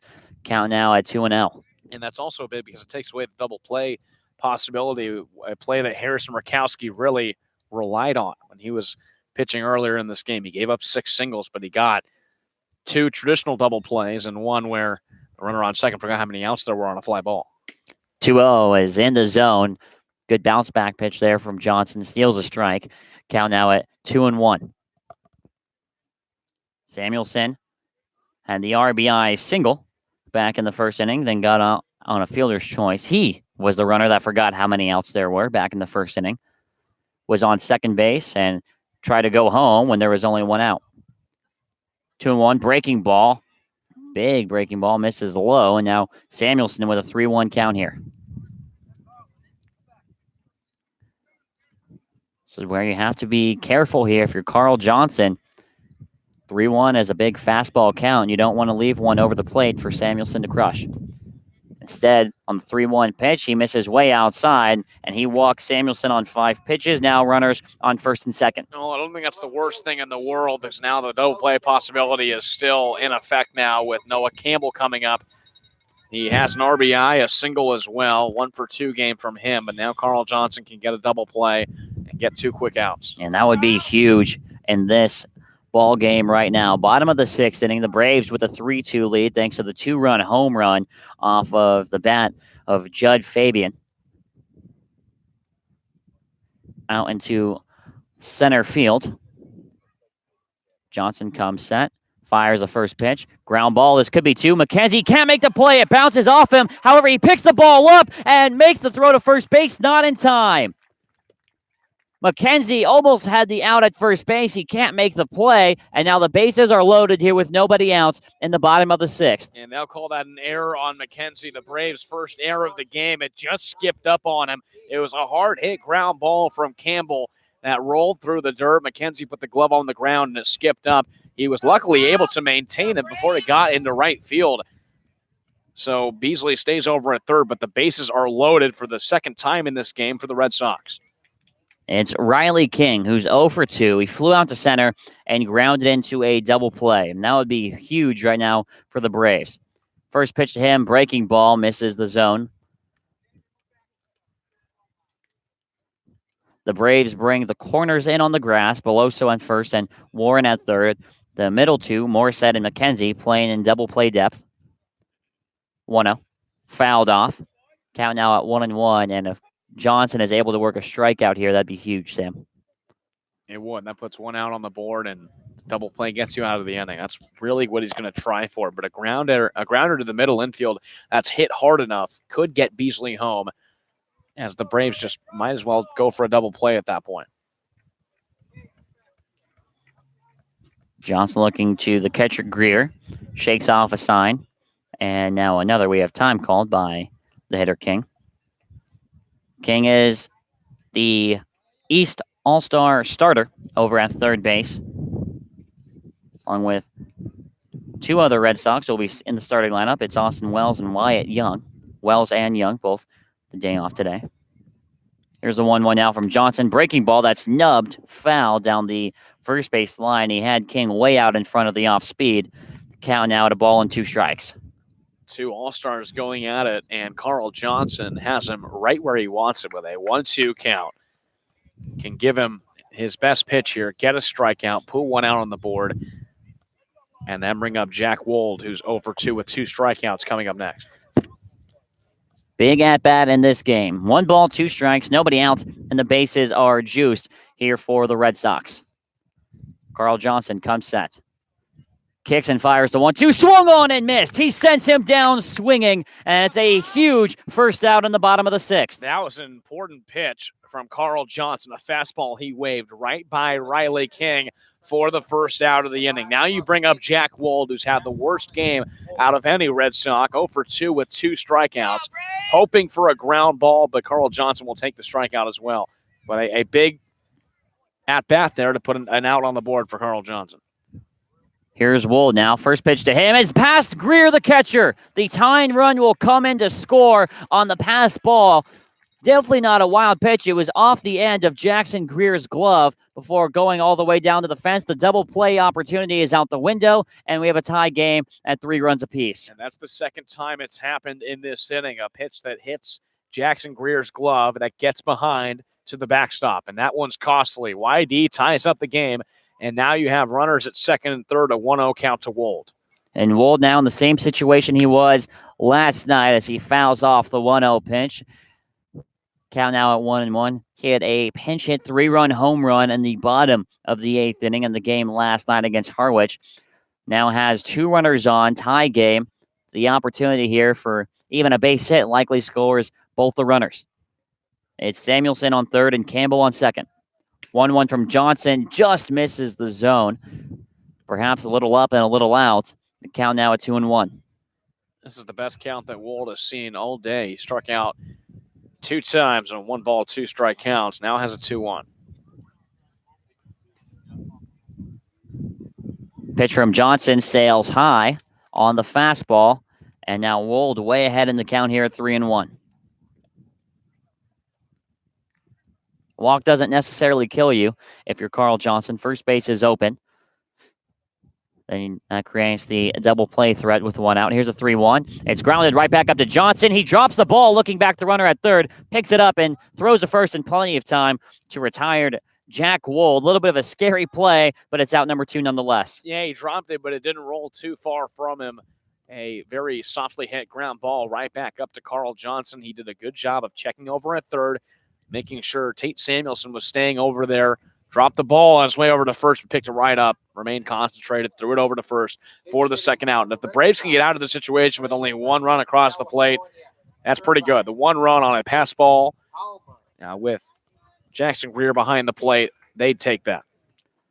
Pinch hitter here now for the YD Red Sox. It's Jake Palmer out of UC Irvine. He is pinch hitting for the shortstop, R.J. Yeager. Palmer on the year hitting .289. Played in the game last night against Harwich. Went 1 for 4 with a strikeout. 13 for 45 on the year and has the opportunity to give the Red Sox the upper hand. They already have 1 in here in the bottom of the 6th inning. First pitch to Palmer is in the zone for strike 1. Palmer 13 for 45 on the Cape so far. A double, a triple, 2 RBIs, 11 walks to his name, just 9 strikeouts.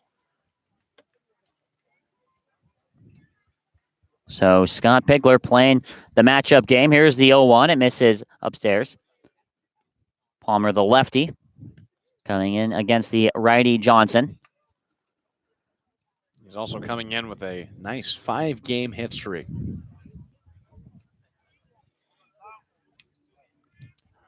One ball, 1 strike to him here.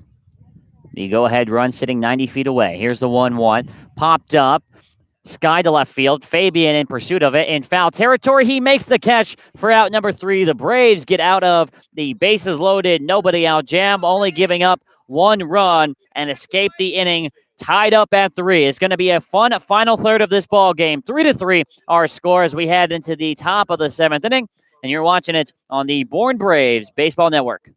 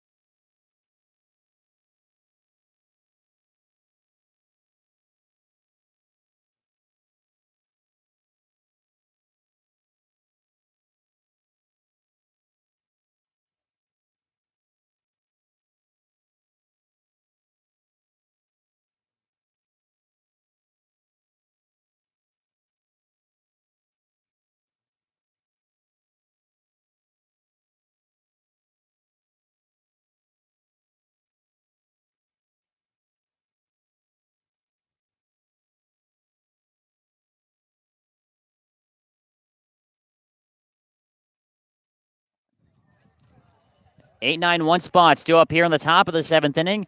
We move toward the final third of this ball game. 3-3 score. However, the line scores read a little differently, though. 3 runs for the Braves off 3 hits with 1 error. With the Red Sox, they have 3 runs. They also have 1 error. However, 7 hits for YD. Well, and you'd be surprised they've only left 3 runners on base, both coming in the last 2 innings. It's been all those double plays the Braves defensively haven't been able to get.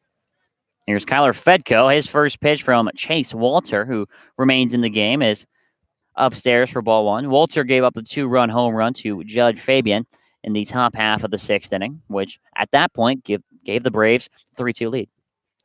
1-0 to Fedko, rocketed to short. It takes a hop, and that's the new man Palmer on it. He's got it and throws on the first base in time for out number 1. He almost got a bad hop over the head of Palmer at short. And he was able to maintain it, jumped up a little bit. And I believe that's actually at short. It's Wyatt Young. Wyatt Young, one of the best averages in the league, an all-star playing short.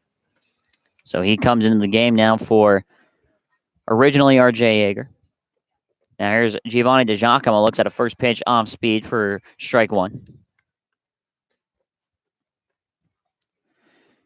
Giacomo picked up a hit and a stolen base in his last time at the plate. Singled off of Leftwich and stole second. And he swings and misses at the 0-2, and he's in the hole here.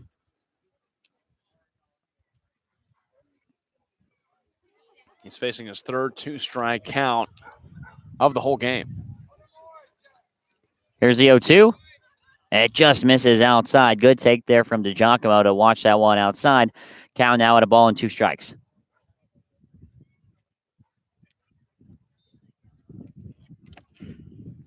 Braves looking to retake the lead. Here's the 1-2. Swung on and missed. Breaking ball that Cardenas holds on to, and DiGiacomo strikes out for the second time today. It's out number 2. Yeah, breaking ball that just fell low. DiGiacomo couldn't catch up to it. He goes down for the second time on strikes. Immediately when he swung, he turned back to see if that ball had bounced in the dirt. Cardenas maybe having a little bit of trouble with it, but it was perfectly fielded by Cardenas, the catcher. So DiGiacomo is down for the second out of the inning. Now back to the top of the lineup. Here's Cody Morissette. He's looking for his first hit, and he looks at strike 1.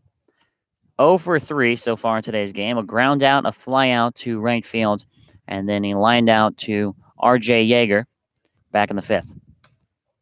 Chops the 0-1 pitch foul back into the backstop, and now he's in the hole here as well at 0-2.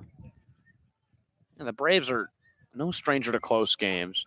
17 of their now 29 games they've played in have been decided by 2 runs or less. They're 7-10 in those games. 0-2 to Morissette, misses outside for ball 1. 1-2. Also 10-5 when scoring 3 runs or more. So you like the chances. They just have to put at least one more on the board. Here's the 1-2. That's in the dirt. Morissette, after being behind 0-2, works the count to 2 balls and 2 strikes. You also would take your chances normally with Carl Johnson on the mound as well. The bullpen statistically better than YD's. However, a shorter ballpark here could be the explanation for that as well. 2-2 to Morissette. And gets behind the catcher Cardenas. He works the count full. 3 balls and 2 strikes here with 2 away. Yeah, Morissette at 0 for 3. Uncharacteristic performance from him, at least as of late. Had a big hot streak in the middle part of the season, but 3-2, he's looking for a pitch he can hit. Payoff pitch to Morissette. He swings and misses. The ball bounces away from Cardenas. He'll make the throw to first base, and it beats Morissette by a couple steps. It's a strikeout, and the throw to first coming from Cardenas. 1-2-3, the Braves go. It's stretch time here at Red Wilson Field. 3-3 the score, and Carl Johnson will retake the mound. We'll be back here on the Bourne Braves YouTube channel.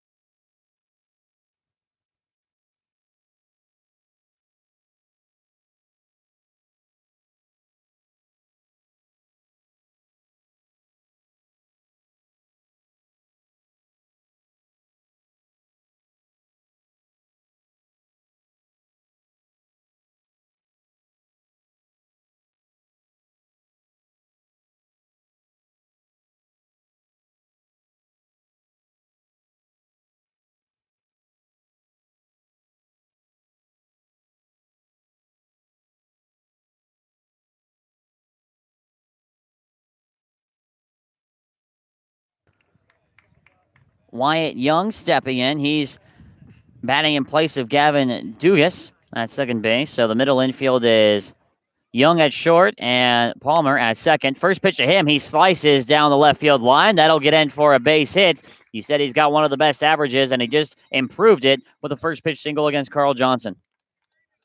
Yeah, Wyatt Young, that's been what he's been able to do all year. That's his 32nd hit and now 89 at-bats, improves already that high 350s average. And he's been one of the best players, not only in the league, but for the Red Sox as well. 5 doubles on the year, 1 triple, 15 RBIs, and he gets on in one pitch to lead this game off. And that's the go-ahead runner in this game as we move through the later stages. Every single base runner means more and more. Noah Cardenas now looks at a first pitch ball out of Carl Johnson. Cardenas on today's game, 0 for 1. He's called out due to a runner's interference, and then he walked his last time back in the 5th against Harrison Murkowski. 1-0 to Cardenas. Misses the zone high. Greer tried to frame it. Couldn't get the call, and the count now at 2-0.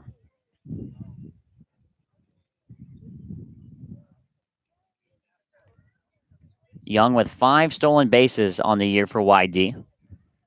2-0 count. Might see him moving here in this next couple pitches, especially with this game all knotted up. Here's a 2-0, and that finally finds a zone. That's a big first strike there for Johnson. Count at 2-1. And Cardenas, who was out on the interference in the 3rd inning, got on with a walk in the 5th, looking for his first hit of the ball game, and Wyatt Young over at first. In the later innings of this game where base runners are so important. Here's a 2-1. Popped up. This looks like drift foul out of play. It lands just over by the YD bullpen. A couple kids popping out of the stands. Creates a little bit of a dangerous situation. If a ball lands over there, Sam, could see a little bit of fan interference. Yeah, it's a little Steve Bartman action over there. A little bit. There's no wall to reach over. Yeah. But there is a line. I think it's spray painted. Could be trouble. Could be. Could be trouble. 2 balls and 2 strikes to count to Noah Cardenas. Runner on first is Young. Line off the foot of Carl Johnson. He has to run over. It falls into no man's land in between the pitcher Johnson and McKenzie. I believe Megan Wan will make sure Johnson's okay. Scary play. He looks to be all right. Runners on first and second, though, with nobody out. Well, by hitting off Carl Johnson's foot, it doesn't really help anybody. It would have gotten into center anyways. Wyatt Young possibly could have gotten over to third. He stays at second now. Cardenas still has a single, and it's runners on first and second. They've led off the inning with runners on twice, including that 2-run first inning, and Carl Johnson again has to work out of a sticky situation. Yeah, he's in a jam here. Runners on first and second with nobody else.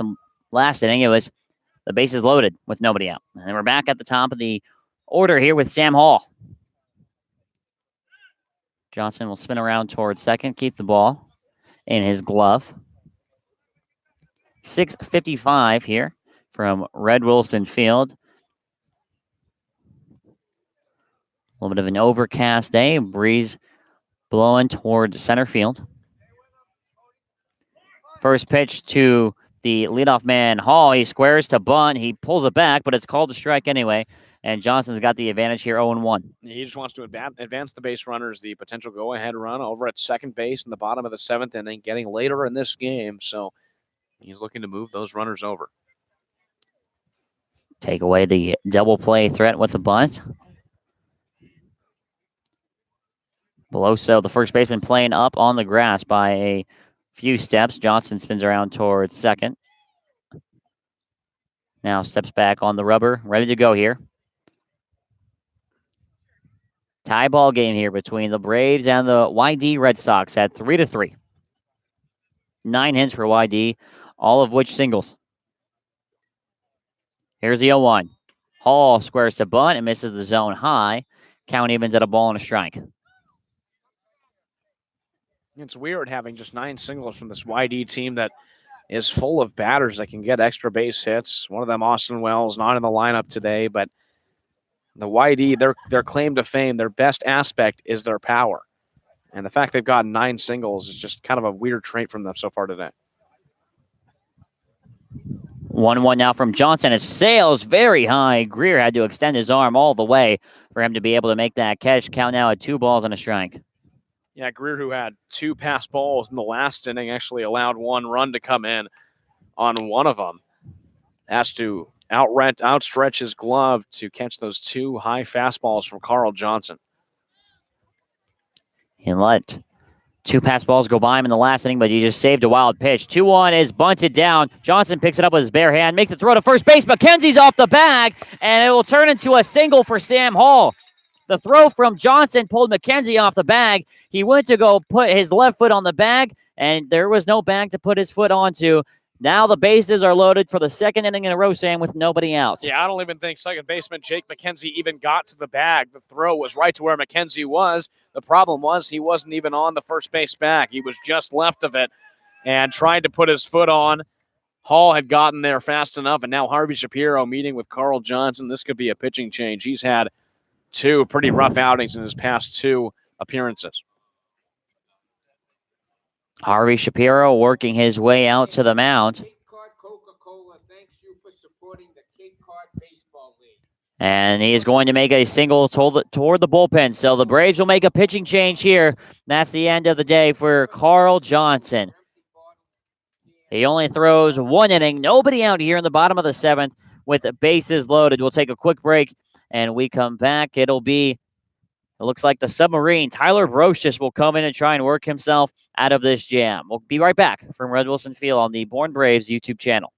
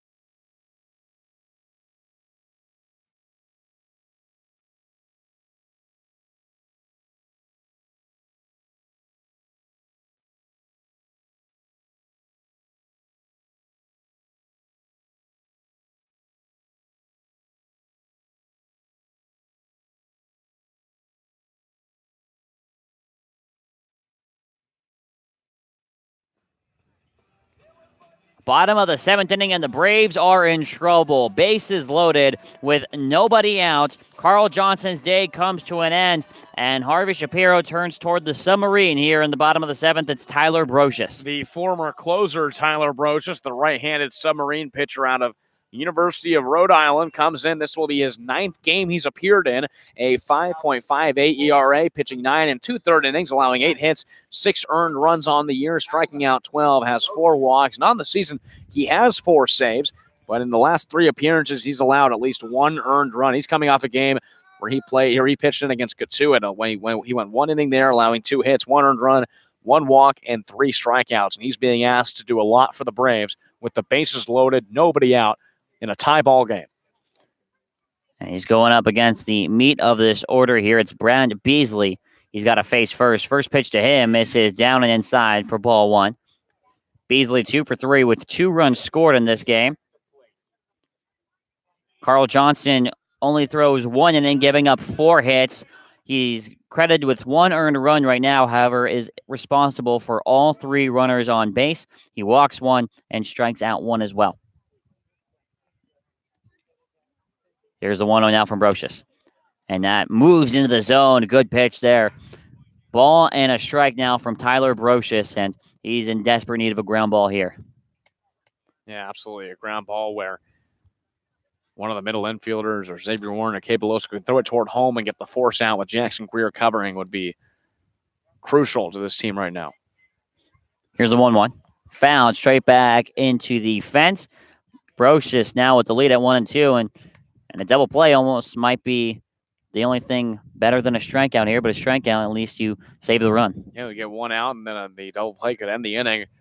Tate Samuelson's coming up next. Already has an RBI single. He's reached base twice on a walk as well. He's had a pretty good one at the plate. It's such a tough middle part of the order with 2, 3, and 4 all due up.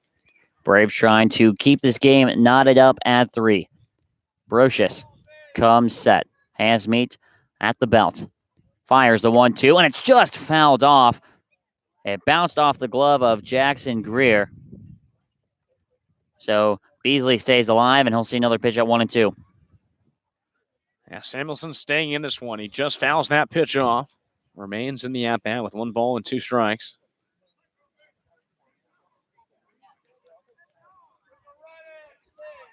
Bases loaded. Nobody out. Bottom of the 7th inning. Tie game at 3 runs apiece. Here's the 1-2 from Brocious. Line drive. This will get down for a base hit. Fedko has problems picking up the ball and slips. 1 run scores. Here comes the second.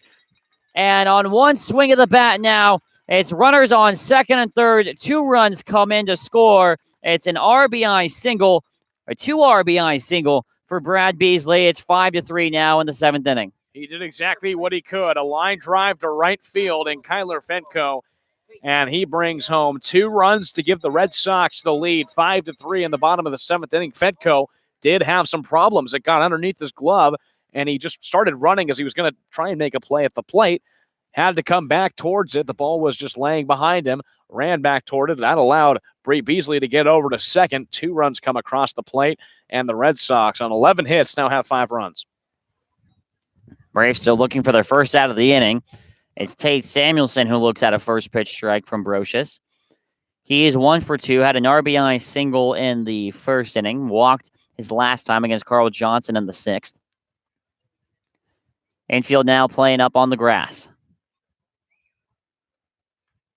Here's the 0-1. Swung on and missed. Good pitch from Brocious. The Braves in desperate need of their first downs, and they're just 1 strike away. Yeah, all this happening with no outs is just killer to the Braves, who got up with a Judd Fabian 2-run home run, up 3-2. They suffer a run in the next inning, and now 2 runs in this bottom of the 7th. Here's the 0-2.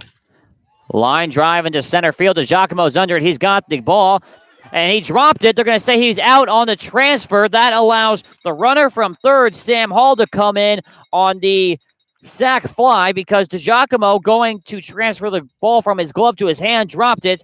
So Hall comes in to score and make it a 6-3 game now. 3 runs coming in the bottom of the 7th. Yeah, Hall was tagging up all the way on that fly ball that DiGiacomo had pretty easily. Hall comes into tag, and you're right, on the transfer, it just pops out of the glove of DiGiacomo in center. And the umpire over at second is Pat Burns, and he calls him out on the transfer. So that's the first out of the inning, but the run still comes home to score.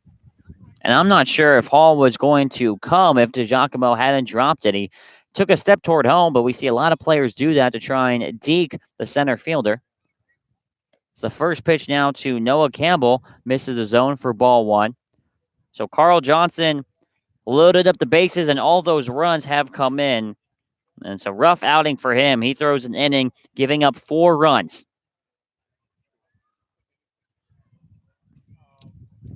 Here's the 1-0 now to Campbell. It's chopped foul down the first baseline. Count moves to 1-1. And the bases were loaded in the bottom of the 6th inning as well for the YD Red Sox, and they only got 1 run across the plate. Carl Johnson was able to get out of this inning. This time they cash in on the bases loaded, no outs opportunity by getting 3 runs across, and this is exactly what they've wanted to do all game. Runner on second is Brad Beasley. Here's the 1-1 to Campbell. That's sliced foul down the third baseline. Hit very hard, but very foul as well. And Brocious has the 1-2 advantage. mention it again because this stat is just crazy, but 11 hits, all of them singles for the Red Sox. Sometimes you don't need the home runs or the extra base hits to get runs across the board. Brocious and Greer come to an agreement on a pitch. Now here's the 1-2. Misses the zone low. Count moves to 2 balls and 2 strikes here to Noah Campbell. He's got an RBI on today's game. He reached on an air and singled as well. It's been a busy game for him. An all-star reserve for the East Division. Here's the 2-2. Just fouled off. He fouls it straight back to the screen, and he'll see another pitch at 2 balls and 2 strikes. Yeah, Campbell battling, looking to get that final base runner home at second to make this a 4-run lead for the Red Sox. They are essentially putting this game away in this bottom half of the 7th. Nobody warming up, so it looks like it'll still be Chase Walter who will take them out for the top of the 8th inning. Braves got to get there first. 2-2, runner goes. It's hit right back up the middle, and this will turn into an RBI single. Beasley was running on the pitch, and it gets past to Giacomo. Campbell rounds second. He's going to go to third, and he gets there. It's an RBI single. An error will be credited to Giacomo for not being able to field the ball, and on that error, Campbell advances all the way to third base. Yeah, to Giacomo, same thing that Kyler Fetko did in right field. He was moving in on it. The ball got underneath his glove. That time, the hit off of Campbell's bat had a lot more power off of it. It was hit a lot harder, so it got way past to Giacomo once it got underneath the glove, and he had to run quite a bit of ways, almost all the way back to the wall to get that ball. Allows Campbell to get to third, and another run comes across the plate. Comes across the plate, just 1 out.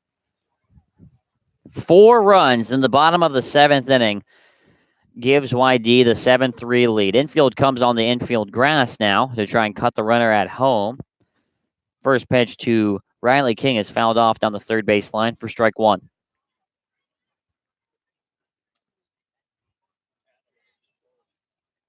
Six hits in this inning for the YD Red Sox, all singles. They doubled their 6 hits coming into the inning. The 0-1 is fouled over toward the dugout here. King is way ahead of Brocious, and now he's in the hole here at 0-2.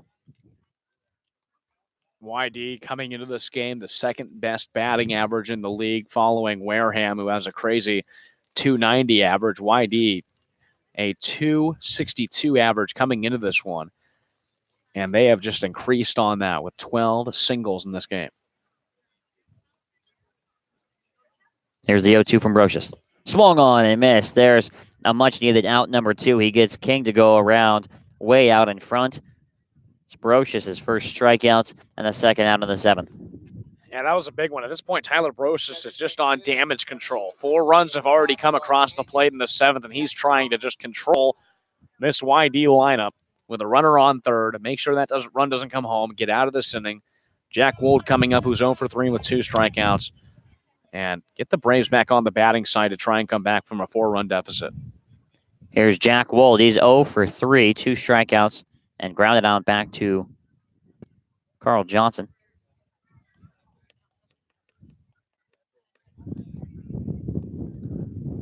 Four runs in the bottom of the 7th inning. So a Braves error. Here's the 1-0. That's fouled back into the fence. And Braves still not out of the woodwork yet. Another run sitting 90 feet away is Noah Campbell. I want to leave the Braves with any more work to do, more than they have to. They have to chase 4 runs in just 2 innings of work. Here's the 1-1.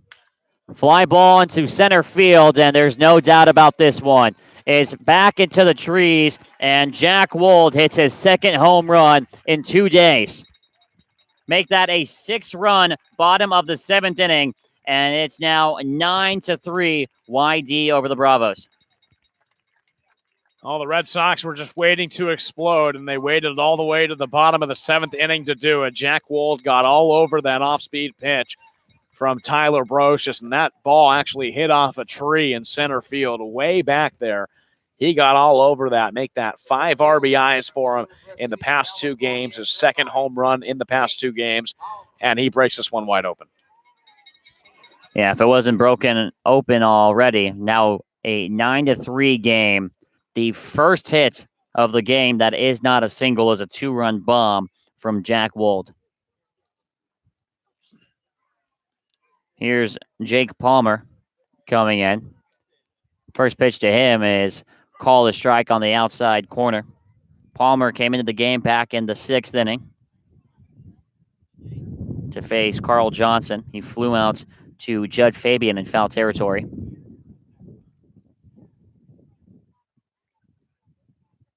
Here's the 0-1. This one fouled off down the left-hand side. Nice catch made by a fan. Count moves to 0-2.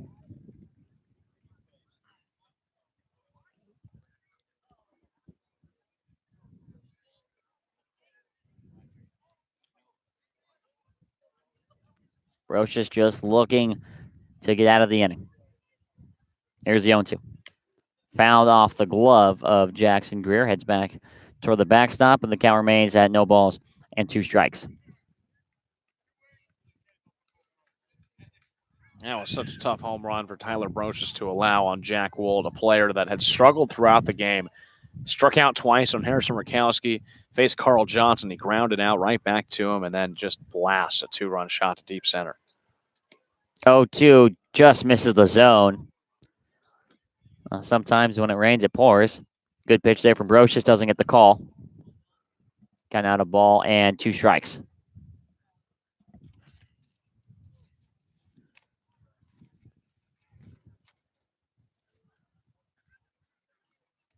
Brocious sets. Now fires the 1-2. This is slice foul down the left field line over toward the YD bullpen. And now Palmer putting up a battle here against Brocious. Yeah, he's had 2 strikes for a while now, but he's been able to defend extremely well on all of Brocious' 2-strike pitches. We mentioned he's on damage control. Well, the damage has been done. 6-run, bottom of the 7th inning, and he is really just looking to get a strikeout, get this one over with. Here's a 1-2. Another foul ball from Jake Palmer. He stays alive. Red Sox have batted around here in the bottom of the 7th inning. All 9 batters getting a plate appearance here.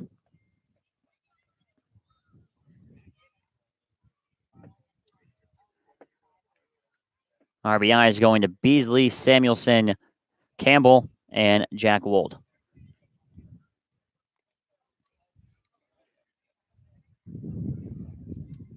Here's the 1-2 from Brocious. That misses outside, and Palmer is working a good at-bat here against the Submarine. 2-2 now. Correct me if I'm wrong, Jordan, but I think this is the most runs we've seen by an opposing team in 1 inning scored. I believe it's up there. I believe Hyannis scored 5. 5, yeah. They batted around. 2-2 from Brocious now. And it's fouled off yet again from Jake Palmer.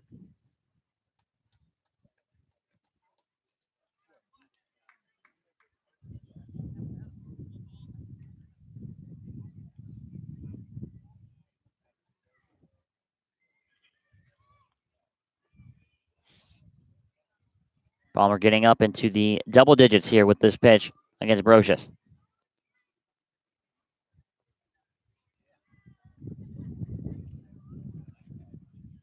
Here's pitch number 10.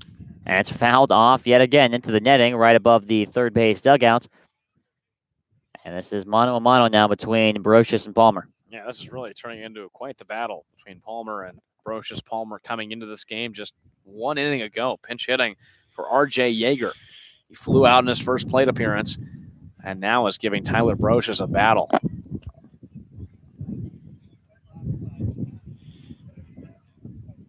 Here's the 2-2. That's in the dirt. Palmer works the count full. We're seeing a ton of pitches. So will be the 13th pitch of the at-bat here.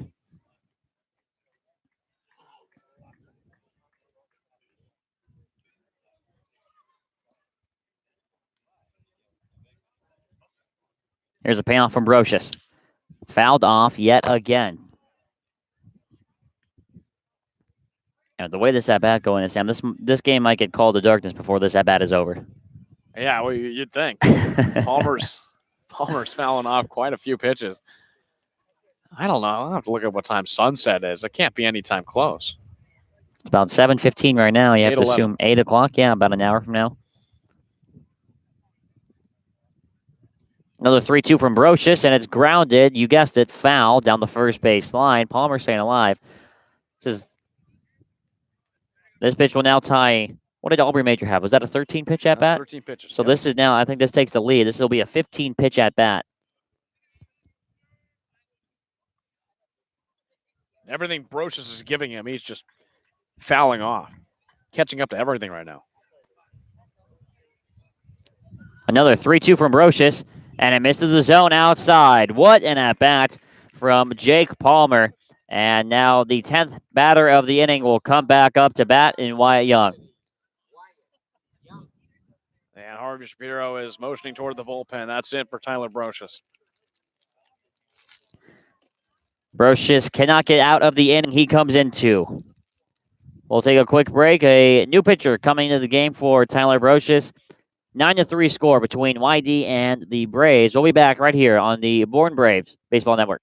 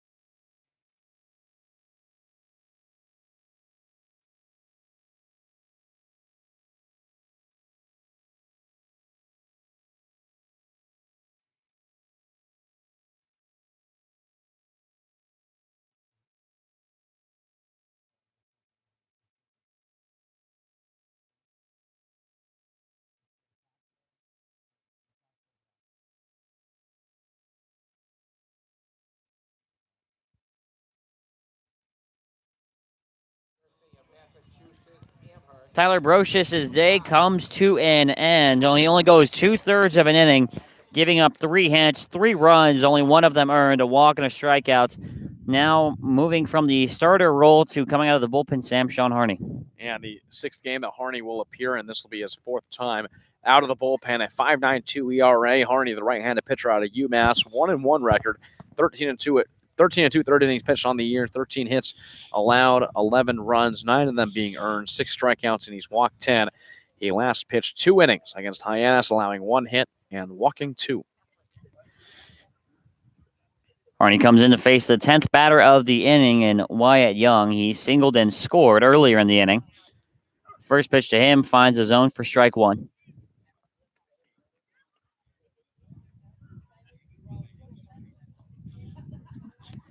Braves just looking back to playing offense. Only 6 offensive outs left. They're trailing by 6 runs here, and all 6 scored in the 7th.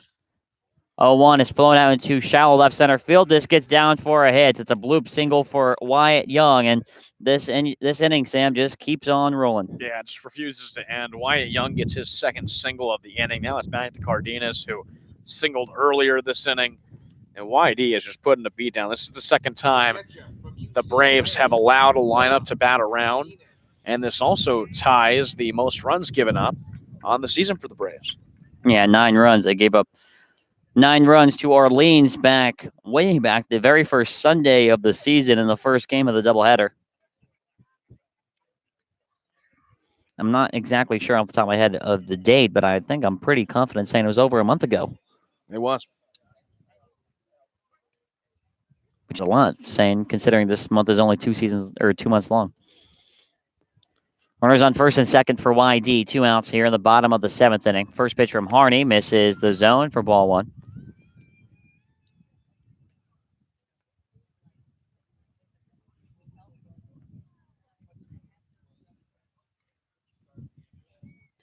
And this is a much different Braves team than the team that last played YD back on June 24th. 4 of the players that were in that starting lineup have either gone to Team USA or have been released. 1-0 from Harney is in the zone for strike 1. Yeah, the starting 9 out of that game featured Alika Williams, Alec Burleson, AJ Curtis, Paul Gazzo, all either on Team USA or had their temporary contracts come to an end.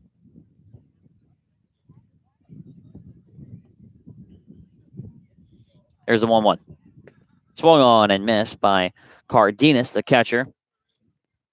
Cardenas is 1 for 2 in this game. He was called out due to a runner's interference in the 3rd. He walked in the 5th and singled and came around to score earlier in this 7th inning.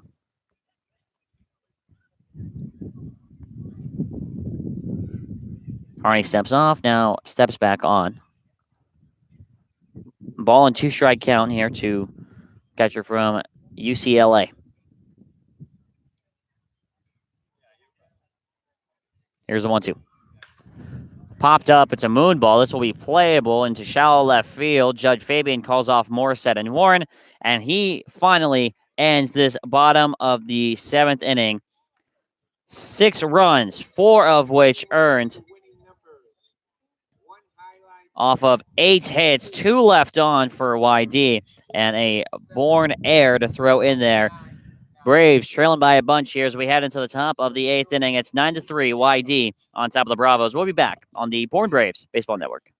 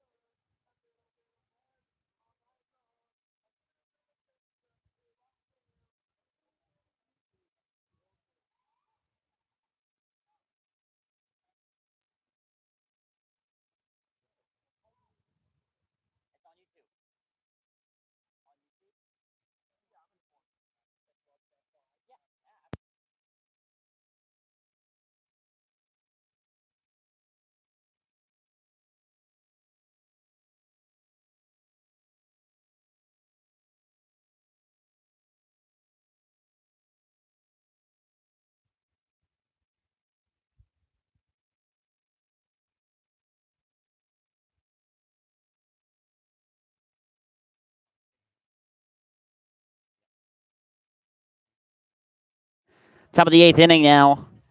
Braves chasing 6 runs here, and Chase Walter's day comes to an end. It's on the mound now for YD. as a Red Sox turned back into a Red Sox as he fires the first strike into Xavier Warren. It's Jacob Winger. Yeah, Winger, a familiar face for the Braves, facing off against his former team, but he started with the Red Sox. He has a .75 ERA so far in 7 games he's pitched in. He's pitched in 12 innings, 14 strikeouts, 4 walks. He'll face Xavier Warren, gives him an 0-1 off speed to even it up 1-1. 2, 3, 4 spots due up in the bottom of the 8th inning. Braves using 3 pitchers to get out of that 7th inning. 1-1 to Warren as a drive into center field. Back on it is Beasley, and there it goes. Xavier Warren with a home run to lead off the top of the 8th inning, and the Braves get back into this game a little bit. Now only trail it by 5 runs. Yeah, there's a little bright spot for Xavier Warren, who rocked that ball to left center field. Goes over the fence. That's his 3rd home run of the year, 2nd on the team, and make that his 17th RBI. He's all smiles after that one. Hey, it's a short field, and he took advantage of it. Now here comes Cade Beloso, and don't look now, but the Braves could be building a little something here in this top of the 8th inning. Already scoring with 1 run, nobody out. You aim to get half the deficit back in the 8th, try and get the other half in the 9th.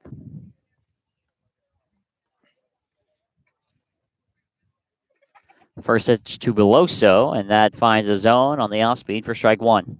Yeah, Winger with the Braves, he pitched in 2 games on June 23rd and June 28th. Went 2 innings on the year, just allowed 2 hits, 1 walk, no strikeouts.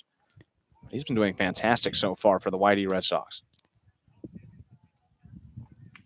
0-1 pitch to Beloso, misses the zone outside. Count out at a ball and a strike. Shift being played on Beloso. The second baseman, Palmer, playing in shallow right field. Young, the shortstop, playing just near second base. And Riley King, the third baseman, way off the bag, over playing shortstop. 1-1, bounces in the dirt, gets behind Cardenas. Count now at 2-1.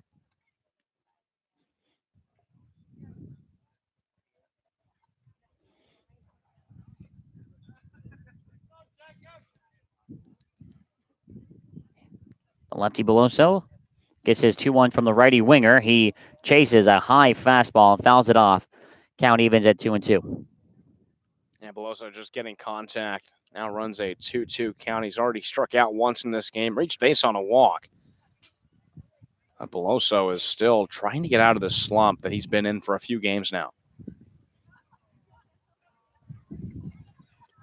2-2 to Beloso from Winger. He thought about going high on the fastball. He held up in time. That will fill the count at 3-2.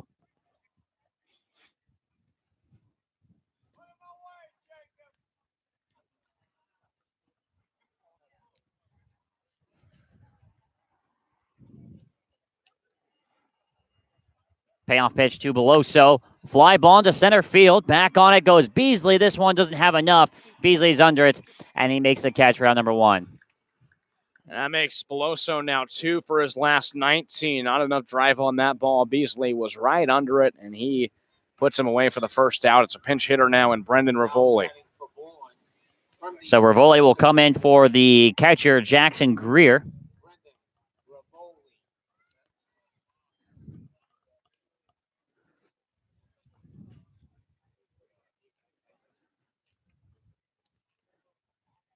Rivoli on the year for the Braves, 119, lowest average on the team. First pitch of him, he grounds it toward first base. Samuelson's got it. He flips to the pitcher Winger. He steps on first base for out number 2. And we've seen a lot of that from Brendan Rivoli. Good contact on pitches, just right to where these fielders are playing. And that was another one right down the first base line. But Tate Samuelson had just enough time to field it, go over and tag first for the second out of the inning. So Rivoli goes down. This is his 7th pinch hit appearance, and he goes down and what could possibly be the only at-bat he gets. Here's Judd Fabian now. Hit a 2-run home run back on the top of the 6th, which gave the Braves the 3-2 lead. Watches the first pitch on the dirt for ball 1. Yeah, doesn't that seem like a long time Yeah, ago? I was about to say, feels like a lifetime ago.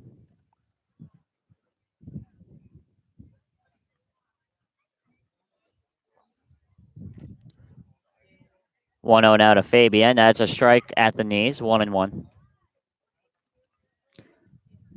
I don't mean to put you on the spot, but while we're here with 2 outs, if we have time, why don't you pull up what we got going around the Cape real quick for I us? already had those up. Oh, that's what I like to I'm hear. always prepared.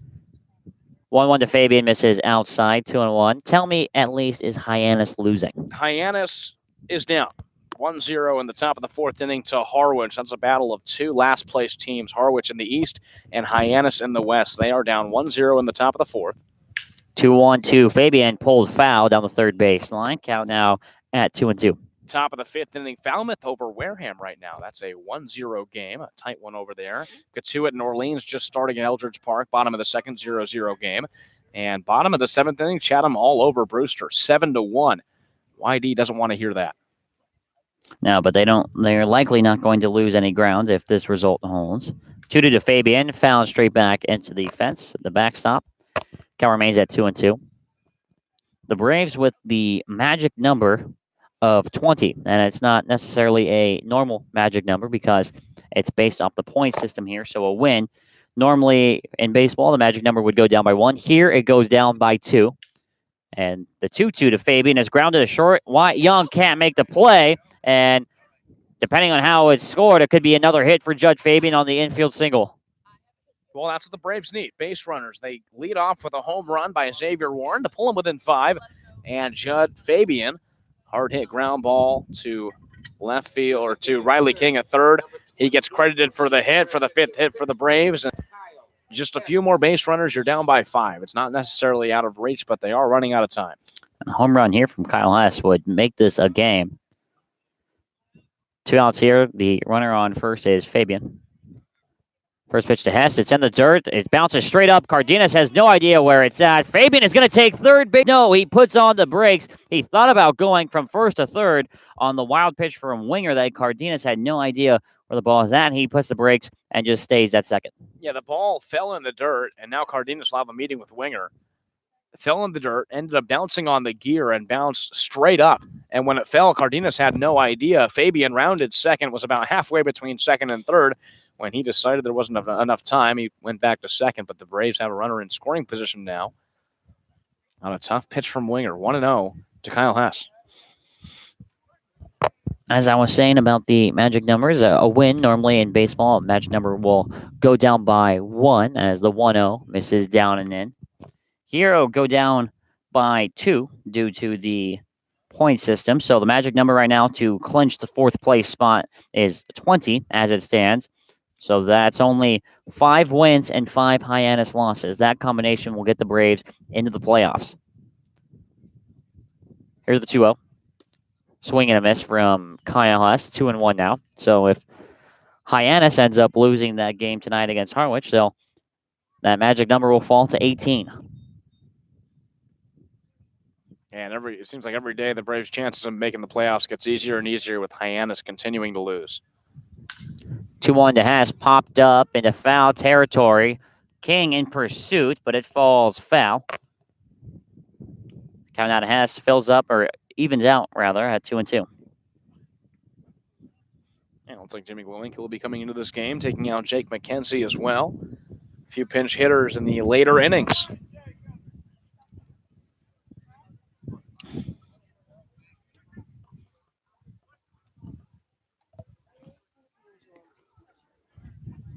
News is wild here in the top of the 8th.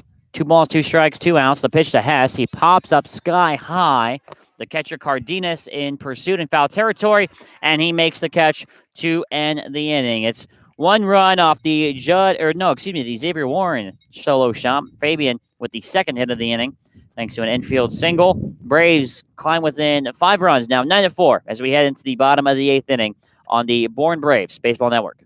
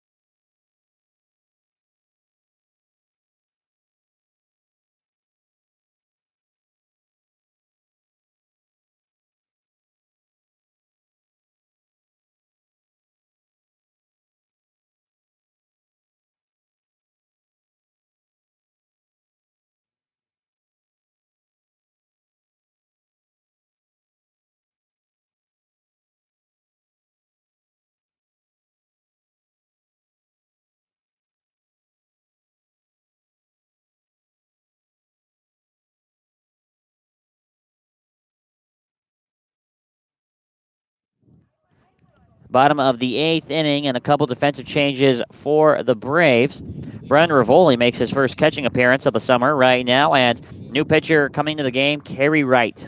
Yeah, for Kerry Ryan, this will be the 4th game he's appeared in. His 0-1 on the year so far, an 8.30 ERA, 4 1/3 innings pitched on the year. He's allowed 5 runs, 4 of them earned. He struck out 5 on the year and walked 7. Only allowed 1 hit all year. His last game was against Katuitt. He went 2 innings there, didn't allow a run, no hits, but he walked 3 to load up the bases and then proceeded to strike out the next 3. Well, his first pitch is in the zone for a strike. That was all in the 9th inning. 3 straight walks, loads at the bases, strikes out the next 3, gets out of the inning. Unbelievable. Yeah.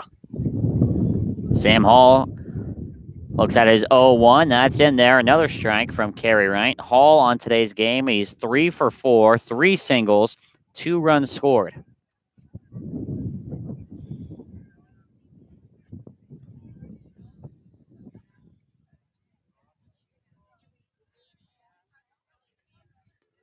Right, looking for his sign. Now fires home the 0-2. Swung on and missed. Strike 3 for Kerry Wright. And what is that now? Including the appearance from last game, 4 consecutive strikeouts now? Yeah, 4 straight strikeouts, and now make that 6 on the year for Kerry Wright. A beautiful off-speed pitch. Sam Hall way out in front of it. Gets him swinging, and that's really all Kerry Wright's being asked to do right now. Just retire the Red Sox. Don't allow any more runs. Get the Braves back on the batting side. Here's Brad Beasley. 3 for 4 himself tonight as well. However, he's come around to score 3 times. First pitch to him is his outside. The Braves will face the Red Sox again tomorrow from Bourne Park. Game going to be covered by Fox College Sports as well. 1-0 misses upstairs, 2-0 now.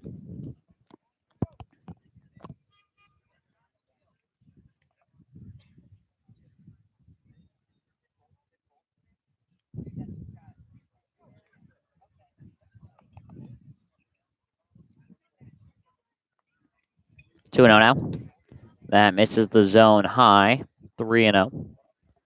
The Braves, their only quote-unquote off day for the rest of the season is this Sunday. They started a stretch a long time ago, at least it feels like a long time ago, as Beasley walks on 4 pitches. It was 17 games in 16 days. Now on that stretch, we're back to 5 games in 5 days. Granted, one of those games got rained out against Falmouth in the middle of the 2nd inning. As it stands right now, the Braves 6-5 on that stretch, but in all likelihood will fall to 6-6. Yeah, it's certainly a tough stretch, and for 6 of the Braves, that All-Star game is not an off day at all. Tate Samuelson looks at a first pitch ball.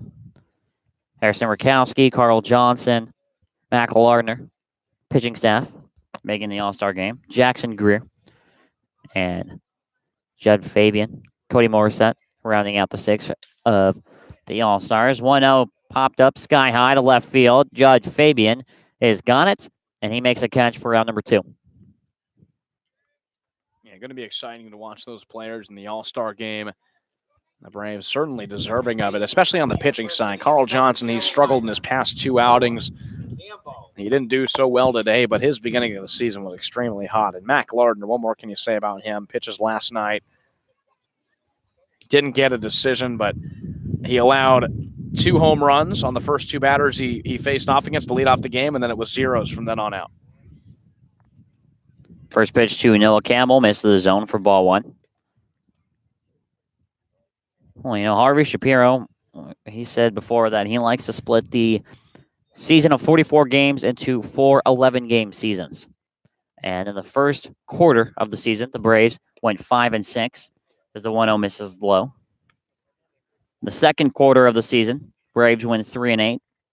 Coming into today, the Braves were sitting at 4-2 in this 11-game stretch of the season. Most likely will be falling to 4-3 today. 2-0 kisses the dirt. Now 3-0 the count. However, if the Braves are able to keep it at a 500 pace, win 2 in a row, lose 2 in a row, win 1, lose 1, it should be more than enough to get them into the playoffs.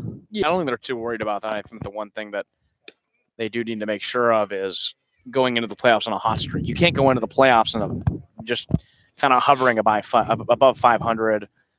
The Braves got to go in winning a few games in a row. 3-0 finds the zone. 3-1 now. The count to Campbell. Here's the pitch. It's nubbed, foul toward the backstop. 3-2 the count now. Yeah, you definitely can't go into the playoffs cold, especially when you're going to be facing either the Wareham Gaiman or the Katuitt Cavaliers in all likelihood. Yeah, two tough teams that lead the season series against the Braves. Yeah, Katuitt 3-2 against Bourne so far this season, and Wareham 2-1. Here's the 3-2 pitch, swung on and missed. Kerry Wright picks up another strikeout, his second of the inning, and the Braves down to their final 3 outs here when we come back on the Bourne Braves Baseball Network.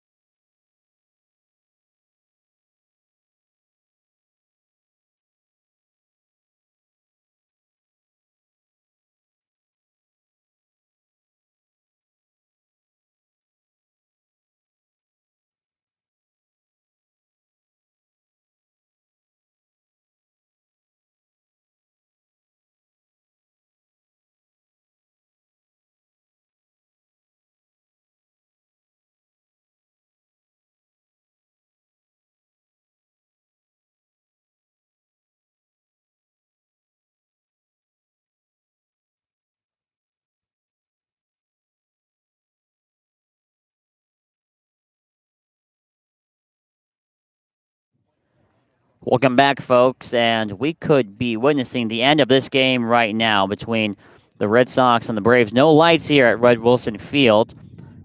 The sun beginning to set, kind of. It still looks like you could still see the ball. Scott Pickler wanting to pull his teams off the field. Harvey Shapiro clearly disagreeing, and I believe Shapiro's pretty upset about it. I don't know. Sam, what do you think here? Well, he wants his batters to definitely be seen. I mean, the scouts here, it's more than any other league. And Harvey Shapiro wants his players to get more looks and continue getting more looks as the umpires head back out on the field. Well, it looks like we're going to finish this game. It's only 3 outs for the Red Sox. It's all they have to get. And Harvey Shapiro, I think, is making a case to let his players play. And then YD will take the field right here, and we're going to play this top of the 9th inning. They only need 3 outs left. And Harvey is very upset about something. I think he's upset at the notion of ending this game early. However, players get back onto the field, and it looks like it'll be a new pitcher as well for the YD Red Sox. It'll be Brady Corrigan out of Arizona State, I believe.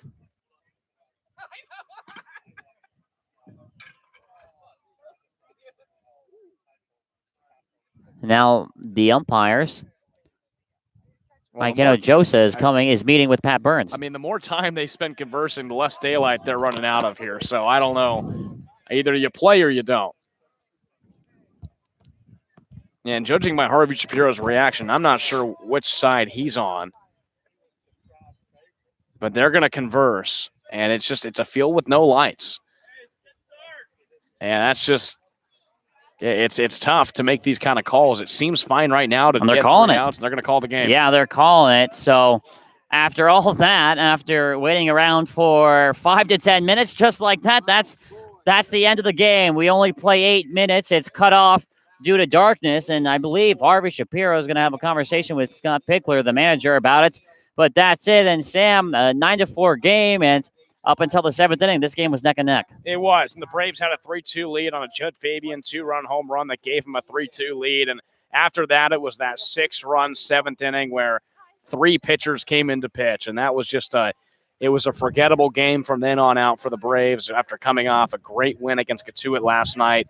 They faced the Red Sox, a powerful lineup, and just couldn't get through it.